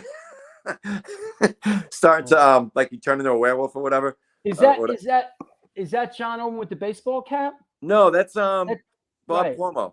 Bob. Yeah, he's a great guy. He was in Murphy's Law for a minute, I think, and then Bob played bass. He played bass. He played bass on the gunshot on the bullet hole. Yep, played on the bullet hole. He did a bunch of shows with us. He's from Long Island. He's a good guy. Sid says that cemetery was used in the Sound of Revolution. Oh, really? Hey, Sid, is that right? Is it on 9th Street? What street is it on? Hey, Sid. It's actually over on 3rd Street. Believe it or not. 3rd, okay. Yeah, that was on. That's I believe, and also down literally down the same block. Actually, no. About a block or so. Oh, you're right. 3rd. Yeah. From there. Yeah. Also, Murphy's Law filmed the "What Will the Neighbors Think" video too. So that's where what's his name from the Dead Boys. If you read that, that's where the what's his name from the Dead Boys got stabbed. Really, Johnny Blitz. Oh, Johnny Blitz. Yeah. Wow. Really? Yeah. Yeah. They tell this crazy story. The Dead Boys, like, and this is, you got to figure, this is like 78, 79. Yeah, they've been like, old school. They got into some sort of a scrum. Like, some guys came by in a car, some neighborhood guys, like, kind of sideswiped them. They were in the street, and you're like, "Fuck you!" Wrong neighborhood. These guys came out, some local guys, and like Johnny Blitz chased them down the street, and then one of them pulled out a knife and stabbed him a couple times, and almost killed him.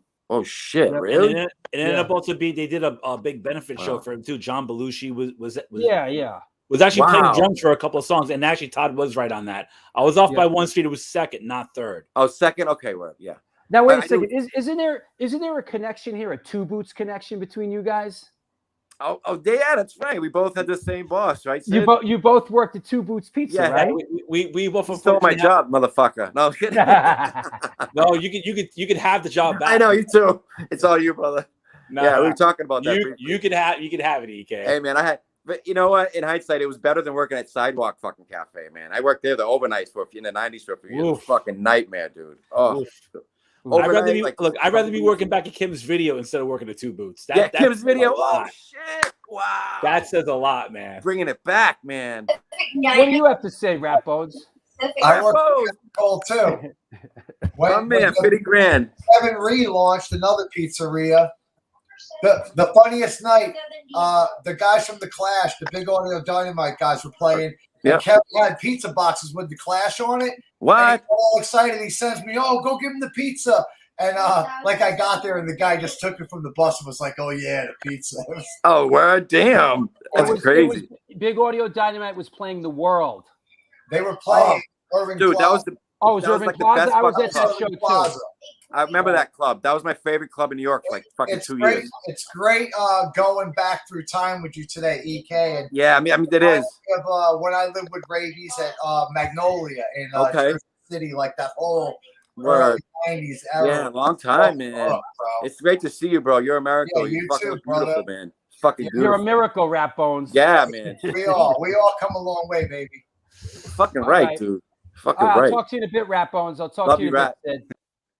Cool. Yeah, that's Here's another cool one. I like this one. Actually, we use this one for the flyer. What drum set is this, man? Like this? Is this the? Hold on, waiting for it to come up. Is what do they call it? Buffering. Boom. I don't know. It doesn't want to come up. Didn't come up. Gave you the digital middle finger. That's what I call that. I'm like, what the fuck? Yeah. Is it the drum set? It looks like. There you go. Oh shit! Damn, that's that's on the flyer. I think you know what I want to say. It's all right. I can't remember the name of this place, but a lot of us in Helmet and 2 or 3 other bands rehearsed there, and it was on the west. It was more on the west side. We begin with a C. Not Tsukasa. No, and it wasn't Context on that one avenue, but it began with a C, and it was kind of like I don't know. It was kind of like raw a little bit, but in a good way. Like it sounded good in there. And like us and Helmet shared a room. I think I'm pretty sure. I was sick of it all. Those are like these. Actually, I bought those drums when I was doing Cycle Sluts from Hell for a minute. They used to pay me $100 per rehearsal. So I just like Gray area. Chippy got it. Gray area. That's what's up. Gray area. What's up, Chippy? Chippy love. What's up, you big tick neck? You big tick neck, knuckle nose, elbow grease, fucking tooth. Chippy Gray love. area. I never set foot in that place. I don't know. Oh man, it was pretty cool. They had that guy Phil that was worked there. Big Phil. He did our sound for a little bit, and then he did Bad Brains on Worcester Street. Okay. Yeah, Worcester. Yeah, Worcester. He was kind of heavy set. He was like, he had a bad drum call back then. Got it. Didn't. But yeah, that was those are drums. I bought those from Cycle Sets from Hell Money. Didn't if I remember correctly back in the day, didn't you do some Destiny's Child stuff? Oh, it wasn't. It was literally like a one-off, and it was like some random. I know it was before. How did that happen? Tell us the story about how that happened. It's randomly enough. I don't talk about it much because it seems like kind of fucking random. Like because it didn't really amount to anything. So here's the thing: it was probably 99 or 2000. I know it's definitely for 9/11, and somehow I knew someone that knew someone that knows someone. You know how that works when you network and work in a room. And they're like, "Yo, the drummer so and so. Can you learn this amount of songs in this amount of time?" I was like, "Yeah, let me do it." So I did it. Rehearsed with them twice, like probably 8 pieces each, 8-hour pieces each. And next thing you know, they flew me to Greece. Boom, one show, that was it. The price was right, and then that was it. I remember not even getting to meet them really. I think I met Kelly a little bit, and I met Beyonce's mother. She's like, "You're funny, yeah." Like she was cool as shit. But then that was it. Boom, boom. I had to cover my ink and everything. They're like, just cover it. And this was in Greece? Yeah, Greece, yeah. I don't even know. I know it was in Athens, but it wasn't like it was a bigger. It was a main or the main islands. But it was pretty interesting because I'd never been to Greece. I'm putting a black bean in my tooth, a big hat, I'm being a goofball and shit. It was fucked up. But I remember thinking, Drew, I'm like, this is so like this is one of the highest probably the highest thing I've ever done in terms of the business and gig and drumming, whatever. It was click track live, yeah. It was easy. But then at the same time, I was like almost kind of let down, borderline burnt out at that point from playing. And then I went back to New York after that, and then next thing you know, all that 9/11 shit happened. I went to Boston, went to school, and did the EMT thing starting in 2002. So. Yeah, tell us about that. You were an EMT for many years. Yeah, right? well, what I did was like I said, I was burnt out from music at 31, like 30. I was like, I don't want to do this anymore because I've been doing it since I was 13. And it was just like, I don't know, that was just too much.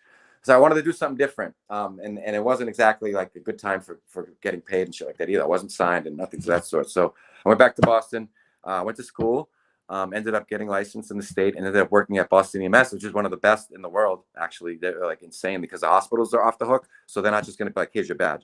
So my mother worked there for 30 years. She was a lieutenant. Ended up went through the academy. Didn't get my badge the first time because I wasn't that good, obviously. I worked in an ER for a year as a tech to get my medical skills up to par. Went through the second time and graduated at the top of my class. And it was an amazing job. I did it for like 10 My years. hat goes off to you, man. Thank you. Oh, it was fucking different. There's a couple people, Josh from Typo Negative is an EMT. Oh, no shit. I didn't know that. Yeah, he's. I know Pete, what's his name does it now too. Pete, that was in was he in Scarhead? What was one of the hardcore bands that had two singers? Was he Scarhead for a minute, or what was the fucking? He was in one of those hardcore bands in the mid-90s that had two singers. His girlfriend worked at Sidewalk, so I used to see him all the time. Pete, tall dude, fucking goatee, like him. I can't remember his last name right now. Like, someone will come up. Who is it? Someone will come up with. Yeah, he's gonna fucking get mad at me. Shit. I love him though, but he's doing it. And Kenny too. Kenny, hardcore Kenny. Right. Yep. And who else? What's up, Kenny? I love you. Yeah, and Kenny Hess was on. Yeah, hardcore Kenny Hess. He was on my show. Oh, me and him still talk. We text each other all the time. He's funny as shit, man. I love that dude. Pete Tyler, Profound Effect. Tyler. Pete Tyler. Yep. Todd, you nailed it. Yep. Nailed it. Pete Tyler. Yeah. Because Todd was working at Terry at this time. Yeah. Goat was an EMT. Wow. Look, they're all Goat was out. too. Yeah, the Murphy's Law. Goat was an EMT. Yep. He was. Good call, Jay. I don't know if it was like during Murphy's Law or post to it, but I remember someone saying that, and I was like, "Oh, that's fucking rad. That's so cool. It's an interesting job, to say the least." David Lee Roth was an EMT. That's right. Yeah, that's what gave me the inspiration, man. I'm serious. It was crazy, Drew. It was like, wow, this is not playing on stage. This is some real life and death shit. Like, you had to be really good. That must have been like, wow. I mean, I can't even ask. I didn't even know what to say. Like, it was no joke. Some of those situations you must have walked into must have been horrifying, man. Oh yeah, I mean that would be putting it lightly. Like there's some shit that I wouldn't even want to repeat. That's just like stuff with kids, with kids and fucking like the pediatric shit really always freak me out. Oh man! And then also the kids that just got like molested or some shit like that. That's like the worst thing. One time I was on a call and I was talking to the kid. I was doing my assessment and I realized that this person was still on the fucking premises. This person that just fucked with this kid, and I fucking chased him up the stairs, was trying to go at him, and they almost arrested me. I almost had to get arrested, like because I was gonna beat this guy's ass. But they didn't arrested him. But luckily, we're in the same union with BPD, so they let me off. It's pretty easy. But we'll bring it back to music for a second here. Astoria Lou asks, talk about when you lived in the loft in Astoria and played in Execution Style with Maddie and Kevin. I remember going to that loft with AJ. That's right, Lou. You know that was fuck. We had a Kevin and Maddie that from Darkside had a loft there, and somehow I think it was randomly like Mike Boyer or something random like that. Knew Kevin. Kevin used to play in King of Kings, that band I was on Geffen. Sure. And so he's like, "Yo, come jam with us." I was like, "Word." So I moved my drums and I ended up living there. It was the rent was right. It was behind the Queensbridge project. So we had like bullet holes in our window and shit. It was fucking sick. It was really punk. It's like a furniture building or something like that. It was right on the water. So we ended up Murphy's Law ended up rehearsing there too. We had this band called Execution Style. And it was really cool. It was like rock songs. I used a lot of hi-hat back then for some reason. It was kind of crazy. But we played up like, I don't know, 10, 11, 12. I don't know. Maddie would tell you how many shows. But yeah, Lou, AJ, it was in Astoria. So they used to come over and show because obviously I'm Astoria. We used to get a drink on and fucking watch like, the Crazy Snakes, fucking what's his name there, Frank Zappa videos and shit. Just have a great time. Baby Snakes. Remember that shit? That's fucking freaky, dude. Oh, yeah, I'm a big Zappa fan, man. Wow, sure. I'm not, but I like that. I think that's an amazing film. That drummer, fucking Bozio. You fucking serious? Are you kidding me? Okay, wait a second. You want to go deep here, man? I just found this. I just found this in my collection right here. Maddie and you want to talk? Okan, time to blow some minds. You mentioned Bozio. And I just came across this. Was it like the girl band? Oh, here you go. No one listens anymore. Once more. Here you go. Shit. Two Stone Films NYC, Terry Bozio, 1994. What? Yep. Dude, that is so rad. And Mapex too. Mapex are dope now. I just found that in my collection. Like, dude, that is signed Terry crazy. Bozzio, 1994. Wow, he still looks mad young, huh? He looks good. Well, he was in Missing Persons too. Missing Persons, yeah. Dale Bozzio, right? His wife. Yeah, that's right. And Warren Cucurullo. No, so that's today's Bozzio. That's Terry sick, Bozzio. dude. So wait, Stone Films 94. You were doing it then? You started it then? Yeah, man. I started doing the music. I started doing the music videos in like the first one we did was Nuclear Assault Trail of Tears with Paris. Okay, Danny directed it, and then we did Biohazard Punishment in '93. Oh, what? I didn't know that. My bad. I'm a fucking idiot. That's so cool, man. That's so rad. I'm fucking happy for you, man. It seems to be like making you happy and shit. No. Jamie from SSD Control mentions that London May is a pediatric nurse. Yes, he is, dude. That dude's nasty, man. I saw him play with Dag Nasty at the Rat, like he was filling in or whatever. And I was like, this motherfucker, who's this dude, man? He's like a Dave Grohl like style, like that. Yeah. Wow, he's a nurse. Daisha's asking, Luscious Jackson. Is there a Luscious Jackson story? Daisha. Oh, what's right? I did after the Sepultura tours, Sepultura, Sacred Reich, Napalm Death, and us. It was kind of a long tour.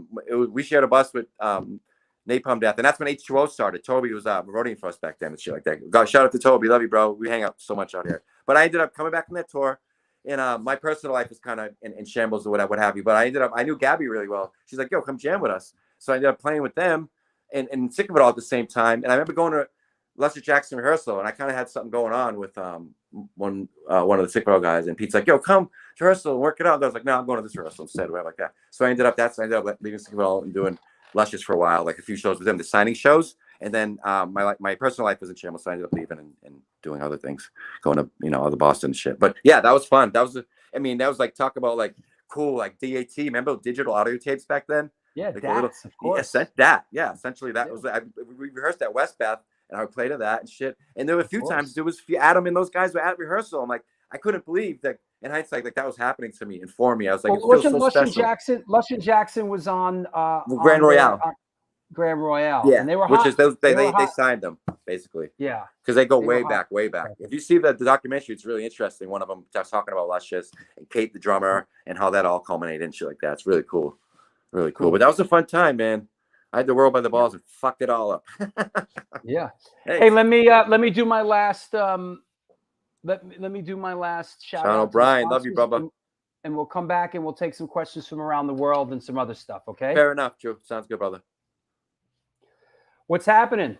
This is the New York Hardcore Chronicles Live, and we are sponsored by Generation Records, New York Hardcore Comics, The Organic Grill, where we're heading to right after this show. Chain Reaction Records and Skateboards, DTFM Vinyl Distro, Chacho's Tacos, and the Texas Silver Rush. It's a jewelry design firm and boutique store located in the birthplace of the Texas country music scene in Fredericksburg, Texas. They specialize in working with musicians in all music genres to design and create unique one-off pieces, as well as to style them for stage, album covers, promo photos, and social media exposure. Their client list includes Rock and Roll Hall of Famers Greg Rollet, Ringo Starr, and of course, Agnostic Front. During this current pandemic, the never-ending pandemic, all information and online sales are being taken. Their Facebook and Instagram pages, and of course, www.texassilverrush.com. Last but not least, New York Hardcore Comics. Opened back in 2013, selling comic books, punk rock, and hardcore memorabilia, toys, skateboard decks, tapes, vinyl, and all things horror. We love helping bands push their demos and new tracks, so please stop by and drop off your new music. We have in-store events like Magic the Gathering and Warhammer tournaments, plus meet and greets with bands and some live performances. Open 7 days a week and shipping worldwide. Find us online through Instagram, Facebook, Twitter, and eBay. Located at 117 Main Street in lovely Dobbs Ferry, New York. www.NewYorkHardcoreComics.com. Want to mention a couple of other upcoming shows. Here you go. Wednesday, August 25th, Joel Ghostin, author, musician, coming on the show. Sunday, August 29th, Vic Venom. And here's 2 shows that just announced them. Wednesday, September 8th, Walter Monster Ryan, Powerhouse, Possessed, Madball, Marauder, Sub-Zero, Lord of Brooklyn, DRI, and you know what? Let me do this one justice, man. Let me do this one justice. Hold on. Hold your horses. Hold your horses. Here we go. Wednesday, September 15th. Sonny Singh is coming on the show.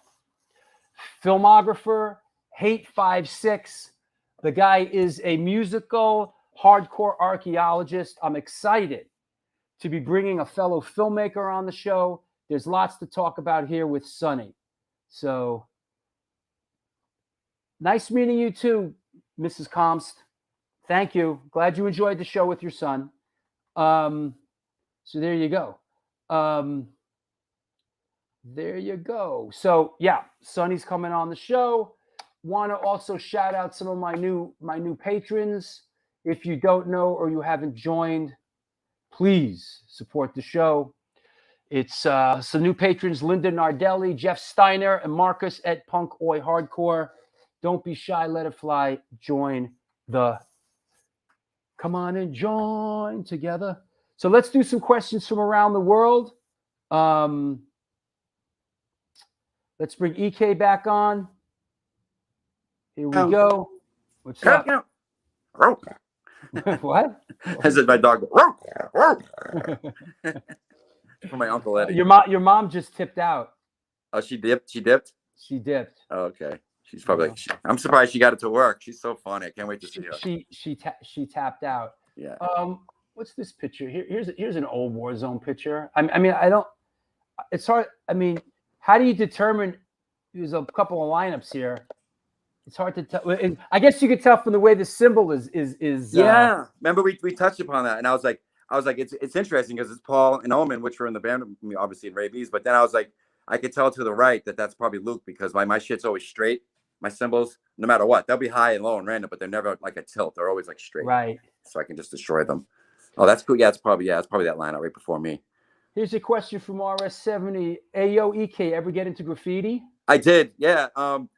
It's interesting. Before hardcore, I was like breakdancing and writing graffiti. Essentially, I was like in that whole thing, and it was so much fun. I was like, mediocre breakdancer, but the graffiti thing was cool. I used to write Spanky. Spankism. Yeah, Spanky, and then Spankism, right. Rockin' You Live in '85, like crazy shit. I was all city in Boston anyway. But then I went to Queens, and I was living in Astoria, I remember, and then someone was already writing EK. And then I don't know about the Spanky, but it wasn't taken. But I stopped writing when I moved there for some reason like that. I was in New York. It's a different story. I don't want to get. Somebody was writing EK. That sucks. Yeah, it was all absolute. It was all over. It was all over the story. And I was like, I guess I can't do that. Like, so I just said, Spanky. There you go. Thank you, Monica. That's my girl. What up, baby? I love you. True, Monica. She's good shit. Ever break a cymbal playing a show? Not like playing like during a show, but I've definitely cracked some in practice and have like not money to get new ones and then do it again. You know what I mean? And speaking of which, I like these things don't happen anymore. And like in music, I just got Dream Symbol and Gong Company endorsement from James and Biso. Oh, I love you, James. And they basically just like a free ride, which is I've never really had that ever in my life. So hopefully that'll turn into like sticks and other free shit or like that. But that's so cool because they're expensive and I break the fuck out of them. Hey. And then you crack a cymbal, it's like $300-400 just to walk in the door for any kind of cymbal, We all love free shit, right? Yeah, fucking, I'm like, let me get a drum stool. Including you people out there watching the show that haven't contributed. That's awesome. Good. I like you right into that shit. Yeah. Any idea what this was? This was me, like, I think 5 years ago trying to have a mustache and be cutting edge, and I was playing with this band Held Hostage for a minute. That's when I actually reconnected with you for a bit. No, we played a show together, right? Yeah, that's right. Was it the Long Island thing? Or was it in Rhode Island? No, we played Long Island, but we played in Rhode Island too. Rhode Island. In Long Island, it was a punk rock. Oh, wait, maybe you were out of the band by then. No, I think. Oh, wait, you know what? I think by the time you played Rhode Island, I'd left. I think. Yeah, I'd left. I did that. It was cool. I just randomly met those dudes. Like, I forget on Facebook. So I'm like, we need a drummer. So I was like, I want to fuck around again. It was like, I think 2015, I think. So I ended up playing a bunch of shows with them. It was fun. They're good guys, man. Yeah. And I had a little mustache, and I was my favorite Fit Perry at the time. And I was tuning back then, but that was fun. I was like hitting them hard again. I was like, this is fucking cool. There you go. Here's a question from our resident historian, Chucky Brown. He says, can he speak on playing with irate New York hardcore featuring members Tommy Carroll, Straight Ahead, Jerry Williams, 171A, and Sergio Vega, Collapse Quicksand? Wow, that's some lineup. Yeah, dude, it was a good band. I was like, it was literally, I'd probably been in New York 6 months and been in Warzone 6 months, and I got to be really good friends with Jerry Williams. Me and Sergio were close with him. Like he went away and we house sat for him and shit like this. This is like New York 6 months. It was rad. They were like, me and Jerry and Sergio were doing this thing. You want to play? And I was like, yeah. And I was like, started fucking around. I remember some of the Warzone guys got kind of pissed. Like, you can't be doing 2 bands, man. I was like, don't worry. They're fucking great guys, whatever. That's how he ended up producing us and everything, Jerry, that whole weird connection. But yeah, we only played, I want to say 2 shows maybe. One of them was in the park. It was amazing. And this footage of it, like someone sent me footage of it. It's really cool. Tommy's like going off, man. Sergio just nasty. And yeah, it was a good band. I wish we had recorded. And I understand there's a band now called Irate, like right? Isn't there something like that? Yeah. But it was cool. I'm not sure. Joe Frank says, I love Irate. Thank you. Only pit I would not go near besides Bulldoze. Oh, so that's the new one, right? The rate they have now. That's the new Irate. Okay, fair enough. Got it. I was like, we were big in France. Yeah, right. Astoria Lou just sent me a picture. I've never seen this. I don't know where this is from. It's Astoria Lou, me and you. Oh shit! Man, my battery says 10%. I think that was that band I had. We played that place in Brooklyn that was doing shows. It's actually Tommy Lee was there. It was really weird. Remember, you came back. You had that girl with you. You're like, yo, EK, you guys sound hard. And we're like, that's what? how he No, sounds. I don't remember this. It was what the fuck was that name? What girl was with me? I forget. You introduced me to her. Like you had your arm around her and shit. I mean, whoa. Hey Lou, where was this? I don't even remember what this. Yeah, what was that? Is your phone about to die? Is this interview about to end? It says 10%. I could plug it in though. Better go plug it in, bro. What? Go plug it in. Here, I'll zap you out for a second. Lou, where is this? Is this Brooklyn Bazaar? What the fuck is this? Huh. Okay. All right. Let's see what Lou has to say.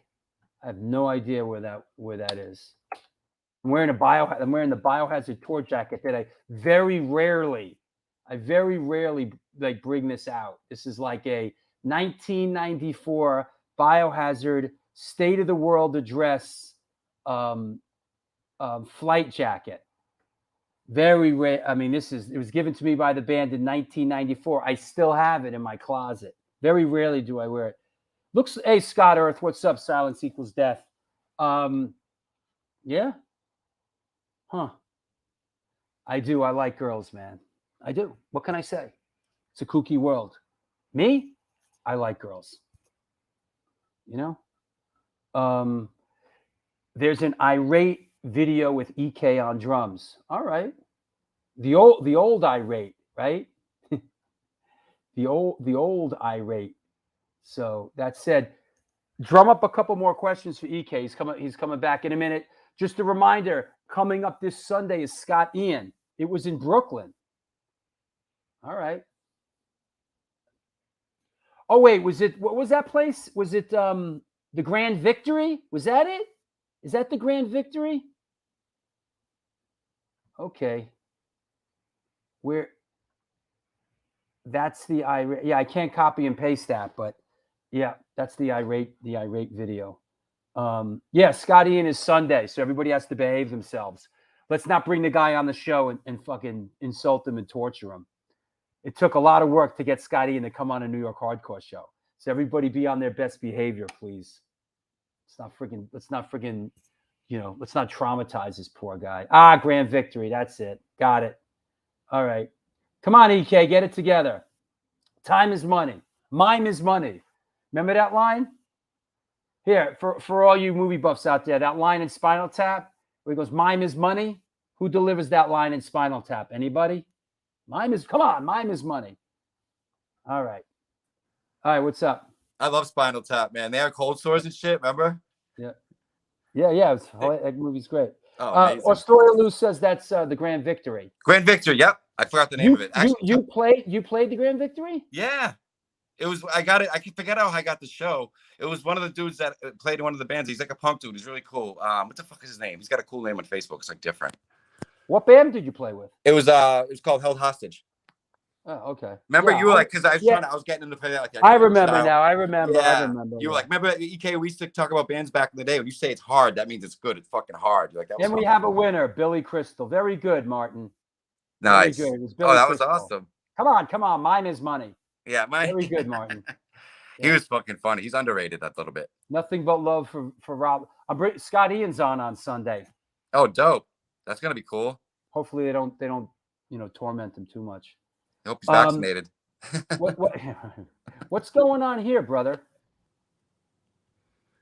Oh shit. That's shout out to Derek and Toby and Mike Baton and Chappelle, one of the funniest guys I've ever known. These guys, there's the East Coast crew, and periodically we go hiking on Runyon Canyon. And this was I'd say a couple of weeks ago. What is this called? Runyon Canyon? Yeah, Runyon Canyon. It's really cool. I Toby does is that that's up above Hollywood? It's Santa Monica? It ends up not Santa Monica. Where is it? You go in it. It's in LA proper, and it's like I think it's mid-city area where you go in the entrance. There's a few different entrances, but the one we go in, and you can go up either cement way all the way up, or you can go up the trail way. We've done both. And you that get up looks to the like a top. workout, bro. Yo, it's a fucking dope view, dude. Up there, there's that fence with all those locks on it. Like it's got a lot of movies. Oh yeah. It's really cool, and it's just man. You just look around, you take it all in. You're like, holy shit, I am not on the East Coast. Like not even a little bit. Yeah, I like Derek, man. Yeah, he's so cool. I love that dude. He's so special. Question from another one from RS70. What was his first tattoo story? Oh, interesting. It was actually the first one I got was homemade. I did it myself. What did I do? Oh, on this side, I did the void crosses, one up, one down. All right. Oh, with like the ink, like ink in like a pen. What do you call it? A safety pen and fucking thread or whatever. And so that was that. And then Boston and Mass, it was illegal to get tattooed. Sorry. So you had to go to New Hampshire. So there was this place across the border, and I went and got this little. It's the only stencil I have. It's a little skull with flames, probably like that big, like 4 inches long, and it was $60. And I thought it was so cool, man. I my shirt would be cut, and I'd be like that's. It was like I had 2 tattoos. It was fucking hilarious. And then this skinny girl put this. It was an iron cross in the back of my neck that was homemade. That actually came out really good for homemade. It was fucking cool. And then I put Sean Vasquez put a thing over that, and then I put the rose over that. Like I get a lot of Sean Vasquez just passed away fairly recently. I know he did. What the fuck, man? That was like so left field. Yeah, it was. Yeah. You remember him back then? He's a great guy, man. Come on, bro. Do you remember him? Oh fuck, yeah, man. He hung hard at the Wawa Hut with Yeah, us, he was man. a Wawa guy, man, and he was like such like a good soul. Like he wasn't like sketchy like a lot of that fucking people back then. He was a good dude, man. Yeah, that sucks, man. I want to shout out my neighbor Brett the Bookie, who's just checking in. He lives in the next building over. Hey, Brett the Bookie. John Bello, what's up? Hey, EK. Shit. Hey, EK, name some drummers that blew you away. Oh, what's up, John? Let me see. He's not alive anymore. Tony Thompson. He's from Chic. Yeah, he's nasty, man. He was in the Power Station too. You just took the words right out of my mouth. Record, dude. He tracked that record. That's one of the illest like drumming records ever. People don't realize he's like Power Station, whatever. He was the studio dude, man. Yes. Yeah, he was awesome. And he just, man, his approach, like him from that side, and then you got like Bonham, Lee, and Grove from that side, and then a lot of different those guys. I rarely get blown away. That's not like any ego shit, but I mean you have to be like next level for me to be like wow. I'm gonna go as far as to say that he could have stepped in and drummed for Led Zeppelin. Oh, easy. I think actually, remember the band they were doing Band-Aid back then, Drew? I think. Oh yes, he played. He did. Yeah. Yep. He played. I forget what it was called. It was like Led Zeppelin something or another, whatever. But yeah, he played Jam. Yeah, he was nasty. Yeah. Any hardcore guys that like really? Well, obviously, Mackie, because he's amazing. He's an amazing guy. Like when I got to New York, like I had listened to that we got that Age of Corral record like a million times. Like who didn't if you weren't fucking hardcore? And I was like, holy shit, who is this dude? And I forget how we met, but we had each other's phone numbers. He's like, yo, come meet me on 8th and A. He wanted to see these drumsticks that I had my initials on and shit like that. So that's how we met. We fucking around. And then I asked him like, like you can show me a few things. And it wasn't like lessons proper, but it was over at Westbeth where I used to rehearse with Lester's, that building. And they had a drum kit in there. And he's like, yo, he'd show me, like, can you do this? And I'm like, definitely not. So, and then he'd leave the room and come back until I would do it. Like I'd have to sit there and just do it until he'd come back and like do it. You know what I mean? And that was like, went on for a few months. And that's pretty much all the lessons I have. But yeah, he's the only one in hardcore that pretty much blew me away. He's just like Petey's good too, Here's a question from Chucky Brown. Can he speak on meeting Madonna while waiting for Gavin Van Vleck burn in front of the Indochine in the pouring rain in 1988? Holy shit! How do you even fucking? That's like, how do you even remember that? That's so random. Chucky Brown's the man. Chucky yeah, I think Brown. I posted that. I was trying to like New York stories, the tour stories, like on Facebook maybe like 3 or 4 years ago. But yeah, it was 428 Lafayette, aka Indochine. It was pouring rain, and it was me, Nick Dirt from IDL, and Jay Skin, Jay Vento. Us three were like connected out there for a long time. We hit all the clubs. We were just fucking off. It was insane. And we're like blah blah blah blah, you know, just kicking it, waiting to get in. And out of the cab comes it was Madonna, and then I couldn't remember who the other person was, but Nick Dirt said it was Sandra Bernhardt, right? So they come and they're walking. Yeah, that makes sense. They used to have that makes sense. Yeah, it was right back then. It was like definitely 88. And so they come up walking near us and shit. And those dudes are like, it was cool. They were like, yo, come, we're gonna play CBs, and they were like kicking it with them like that. And I was just like under, it was pouring rain, like under like this thing in the back, all quiet and shit, with like a wiffle haircut, like just grown in, like really like a fur, like a squirrel or something like that. She goes, oh, that's cool. Hey, like, steady the phone, man. Steady the phone. Yeah. She goes, so who's the one in the back right there? The quiet one. And she rubbed my head. You gotta steady it because it's bugging you know out. What? Yeah, here, hold on. Do what you gotta do. There we go. Is that good? Yeah, it's better, dude. That's crazy, you know. Much better. Need the drink. It just starts. But yeah, she patted me on the head. She's like, "Who's the quiet one?" And I didn't say anything. I was like, "What the fuck?" I was like, "So I'm not starstruck. Like I'm just not like you know how I am." And I was like, "Holy fuck!" Like my heart fell out of my ass, dude. I was like, "Holy shit! Welcome to fucking New York City, motherfucker. I think you like it." Yeah, there you go. It's really neat. Yep. Really neat experience. Yeah. It had a bunch of those stories from LAS back then. What was the movie with the swipe of the nose that I opened the show with? Anybody remember what movie this was? The Signal, The Sign? What years? Like what was it? 30s, 40s, 50s? It's a 70s movie. Anybody out there? This was the I'm Sign. good at this shit. I'm good at this shit. Anybody? Come on, Jamie from SSD Control. Not Cool Hand Luke. No. But there's a connection there. There's a connection to Cool Hand Luke. I got you. Paul Billy, Newman. A clue. Paul Newman was in the movie. Sundance Kid. That one. Close. Yeah, even closer. Yeah, even closer. Because that's Paul Newman and Robert. Here you go. Because it was because it was Paul Newman and Robert Redford. Yep. What other movie was Paul Newman and Robert Redford in? Color of Money. The Sting. The Sting. Fuck. The Sting. That's movie. it. Good call. This was The Signal. Really? Yeah. Oh, that's cool. dope. I gotta rewatch that. I don't remember that. It's a great. We just rewatched it recently. Really? It was really good. Wow. I will 80s? get out here and say, if you're looking for something to watch, check out The Sting. It holds up well. It's a great film. You know who directed it? I like dorky shit like that. Yeah, I don't know off the top of my head, but it's one of those guys that ended up doing like it's early 80s, right? No. Early 80s, no, I remember. 70s. Hold on. Okay. For some reason, I thought it was like 81, 80. George Roy Hill directed it. Right. George Roy Hill. It's a 1973 film.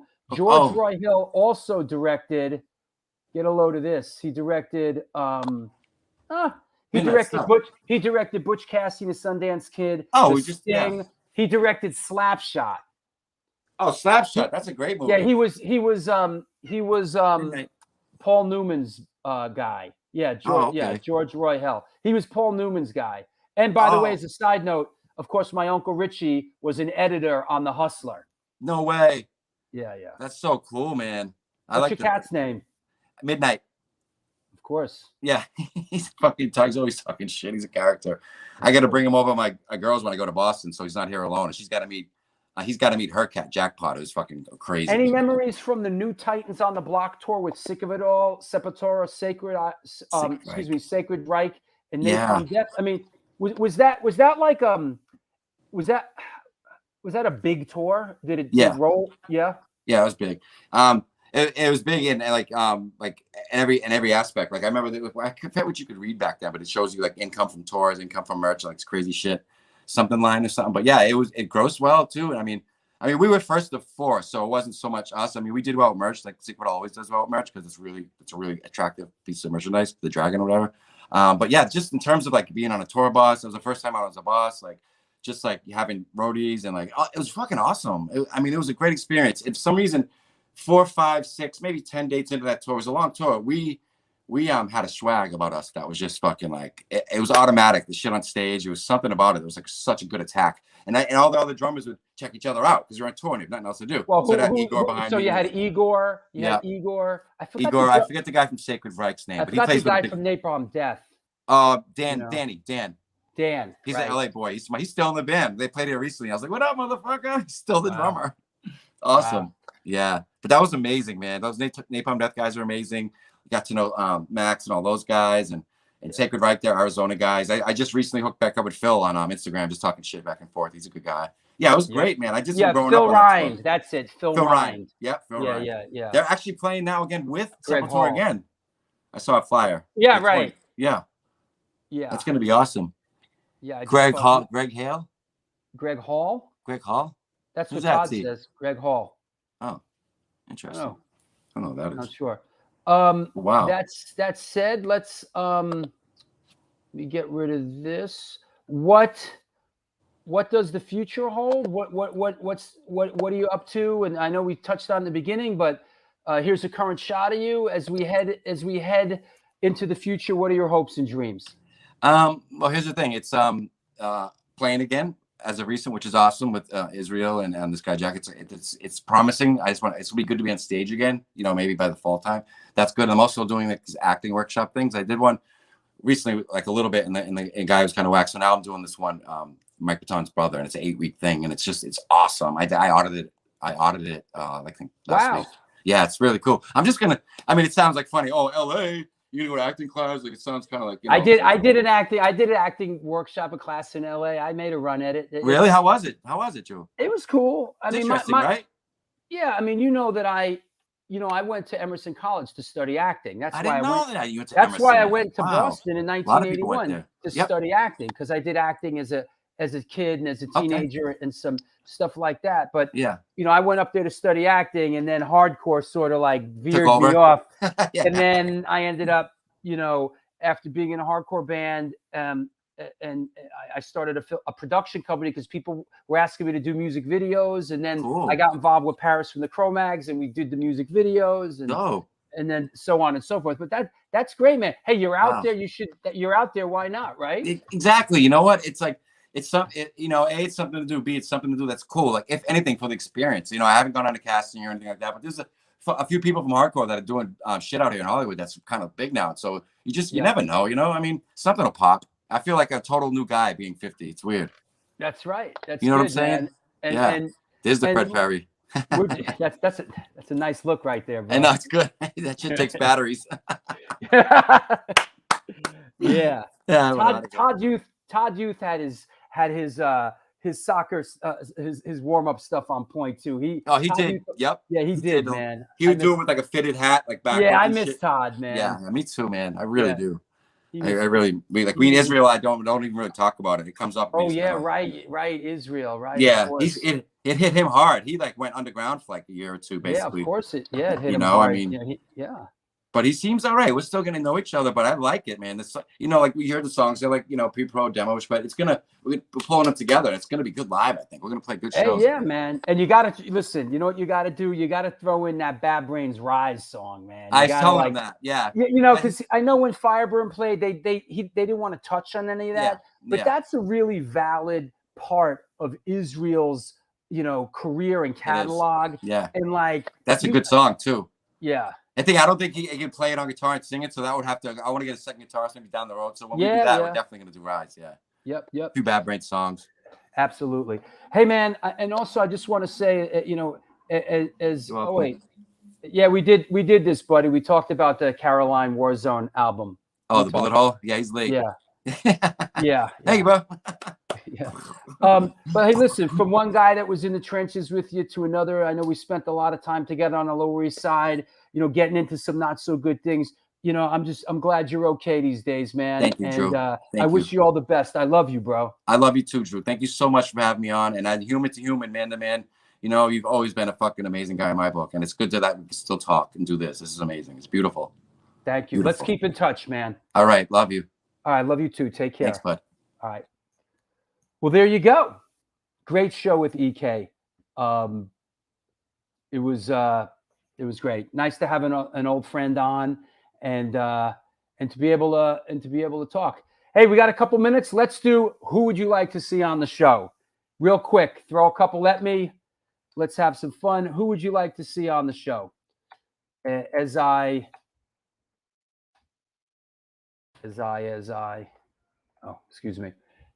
get the next couple of shows lined up. Where is all that? Here you go. Who would you like to see on the show? Keep in mind, this Sunday, we have Scott Ian from Anthrax on the show. A week from today, we have Glenn Friedman. The show starts at 1 o'clock in the afternoon, people. Then we got Sammy Town on August 18th, and then we have the Biohazard reunion. So what do we got? Alan Blake, good suggestion. I don't think that's ever come up before. That's a good one. Yeah. Davey Havoc. That's a good one. Kamal from the Jerky Boys. I don't know if we can carry a whole show with Kamal, you know? We have second Bad Brain singer. Dude, that's who we're talking about. We had Israel on the show already, if that's who you're talking about. Actually, HR is technically the second Bad Brain singer. What's their friend Sid McRae sang first, then HR. Third was Israel. Actually, third wasn't Israel. Didn't they have Chuck Mosley? Didn't Chuck Mosley sing for the Bad Brains? And then Taj. There was Kevin Seconds. I've been trying to get, man. Been trying to get. Yeah, and I need to reach out to Anthony Cominal. Yeah, I need to get that going. Dr.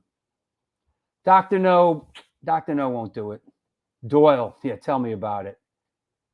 You know, Mike Ness, yeah, right. That'd be great. I'm always trying to get Mike Ness, but he doesn't do stuff like this. Yeah, I got to reach out to Anthony. No, I have yet to reach out to Anthony Cominal. So, you know, what's Brannon? Rollins? No, Rollins is not too Hollywood. We'd love to have Rollins on the show. I don't think I've reached out to Rollins yet. Lou Cole has been on the show a couple of times. John Bush. That'd be interesting. Listen, we can't have thrash metal guys too much. You know, there has to be. Listen, do you even watch this show, bro? Everyone you're naming, we've had on the show already. Go back to YouTube, watch a couple of these friggin' things, will you, dude? Greg Graffin. Oh, how I wish. How I wish. I should ask Brian Baker about Greg Graffin. John Brannon, is that John Brannon from Negative Approach, right? Yeah, I got to reach out to him, man. I got to reach out to him. Love to have Ad Rock or Mike D on the show. Absolutely. Jeff hasn't been on the show. I don't think he's interested. He's sort of not really in the mix. It's a good one, Christopher. Ron from TSOL. It's a good one. Yep. Listen, you want to talk about my bucket list? I'd love to have Ian on the show. Yes, the story, Lou. Taj Singleton sang for the Bad Brains for what, like a couple of shows, right? Hold on, I got to get the Chacho's Tacos thing up there as before I get where. Yeah, Michael Gutierrez, Corpus Christi represent. Pusshead, yeah, you know, yeah. Debbie Harry, I'd love to have Debbie Harry on the show. Dave Grohl, sure. I know I rank on Dave Grohl, but I'd love to have him on the show. So that said, all good. Mina Caputo's been on the show. We did a show with Mina already. That's happened. That ship set sail. I don't know if BJ Pappas would be interested, Chip. You know, I'm not sure if she'd want to do it. I mean, we do have what's his name, Glenny Friedman coming on. You know, what else? More Arnie. I know I got to get my dad on a little. You know, it's tough. He doesn't feel like he has anything to say and nobody cares. I'm like, Dad, fucking people love you. Come on, come back on the show. Listen, I'd love to have my old friend Evan Seinfeld on the show. He does not want to talk hardcore. I mean, we're doing the Biohazard reunion show. You never know. We'll see. You know, we will see. Yeah, we did a show with Choke. Of course, we had Choke on. You know, Stickman's a good one. Stickman, I do. We do a show with Stickman. That will good. That'd be good. Stickman would be good. Stickman would be good. Jimmy Ferrari for what? I haven't seen Jimmy Ferrari in a hardcore show in years. Richie Crutch would be good. Richie Crutch is on the list, absolutely. Billy Milano. We've talked about Billy Milano before. Yeah, I don't know about dealing with Billy Milano. The last time I heard from him wasn't very pleasant. You know, he was carrying on and like it was a bit much. Screaming about the Jews and fuck New York hardcore. Like, I don't really want to deal with Billy Milano. Who would be my ultimate guest? Good question. I'd say people that really resonate for me, Ian MacKay, Henry Rollins, Chuck Dukowski. Wait. Let me look at my list. Where's my list? I got a list here somewhere. New York Hardcore Show possible guests.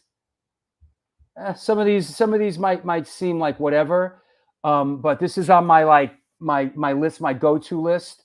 HR, Pat Dubar, Adam Tracy from Young and the Useless, Mike Watt, Juliette Lewis, Vernon Reed, Gary Bennett from Kill Your Idols, Erie Vaughn, Veronica from Life of Agony, Kevin Seconds, Phil Anselmo, Don Fury, Keith Morris, Ray Capo, Alec Mackay, Civ, Des Cadena, CJ Ramone, my cousin Alan Dubin, Waddy, BJ Pappas, Pamela DeBar, Scott Hill from Fu Manchu.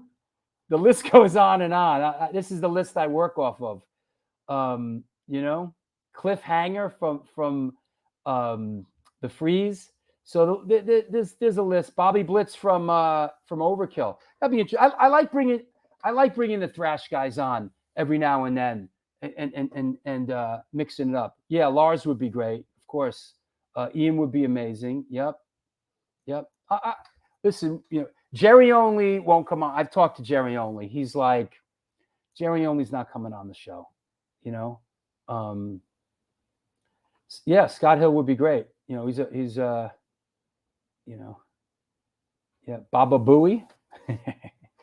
Is that still happening? Is Baba Booey and Howard Stern, is that even still happening? Paul Stanley. Dude, I'd love to have Paul Stanley on the show. Danzig. Get me Glenn Danzig on this show. You know, there you go.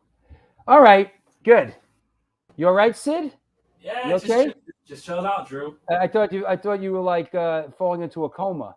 Nah. That's later on after dinner. All right. Are you excited about doing Jimmy's thing? Of course. Come on. It's, you know, after we've been dealing with for the last 17, 18 months, man. Come on. We all want to do what we've been doing. Hey, you know, you got to show proof of vaccination if you want to get in the clubs now. Oh, last time I checked, I'm not going to show it, but it's on there. It's on there. You got vaccinated? Look, I've said this many a time, even on my social media. The reason why I even got it done, because if you want to tour, go to a certain country. You don't have those papers, bye-bye. Oh, whoa. Yep. We're not going to call out certain people. Is that a Crippled Earn shirt? Oh, yeah. It's a nice shirt. You know what? I'm wearing a Hoya shirt. I got a Hoya. Got a Hoya shirt happening. There you go. There you go, Drew. Yeah, Waddy from The Exploited. There you go. Finally, someone that hasn't been on the show. I don't think I'd understand a single word he says, though. Well, I could be the Waddy whisperer, Drew. Yeah, I don't understand half the shit. I actually don't. Surprisingly, I can. Don't ask me how, but I can. Duff McKagan. I'd love to have Duff McKagan on the show. You know, Rick Healy. I think Rick Healy would last on the show 5 minutes. No, probably more like 30 seconds, and that's it. Just ordered an Antidote NYHC shirt. Ooh, drama. Controversy. Ooh. God. Give me a break. Tiring. Come on, go do you. Rocky George, that's a good one. Hey, I don't know if I mentioned subscribe to the show if you're watching it. There's a button there. It says subscribe. And, Click that little fucker right there. Yeah, there you go. That said, we're heading down to, let me shout out, me and Caleb are heading down to the Organic Grill. Sid, thank you. I'll see you on Sunday. We got what do we got to talk about record of the week for hey, funny you should ask, Chucky. I've reached out to Luigi a couple times and he's sort of like hard to pin down. He said he'd do it. It's like it was sort of hard to he's on Facebook, we're friends, Kira from Black Flag, that's a good one, John Wolf. Love to have her on. I think Skeeter, Chippy, I think Skeeter's living up in Troy, New York now, I think. Thank you. It was a great show. Vlad is the man. Sid, I'll talk to you later. Definitely, Drew. All right. Take care, guys. Well, there you go. Thanks for stopping by, everybody. That was the New York Hardcore Chronicles Live. Can't do without your support. We will see you for a big show on Sunday with Scott Ian. Until then, do good things and good things will come to you.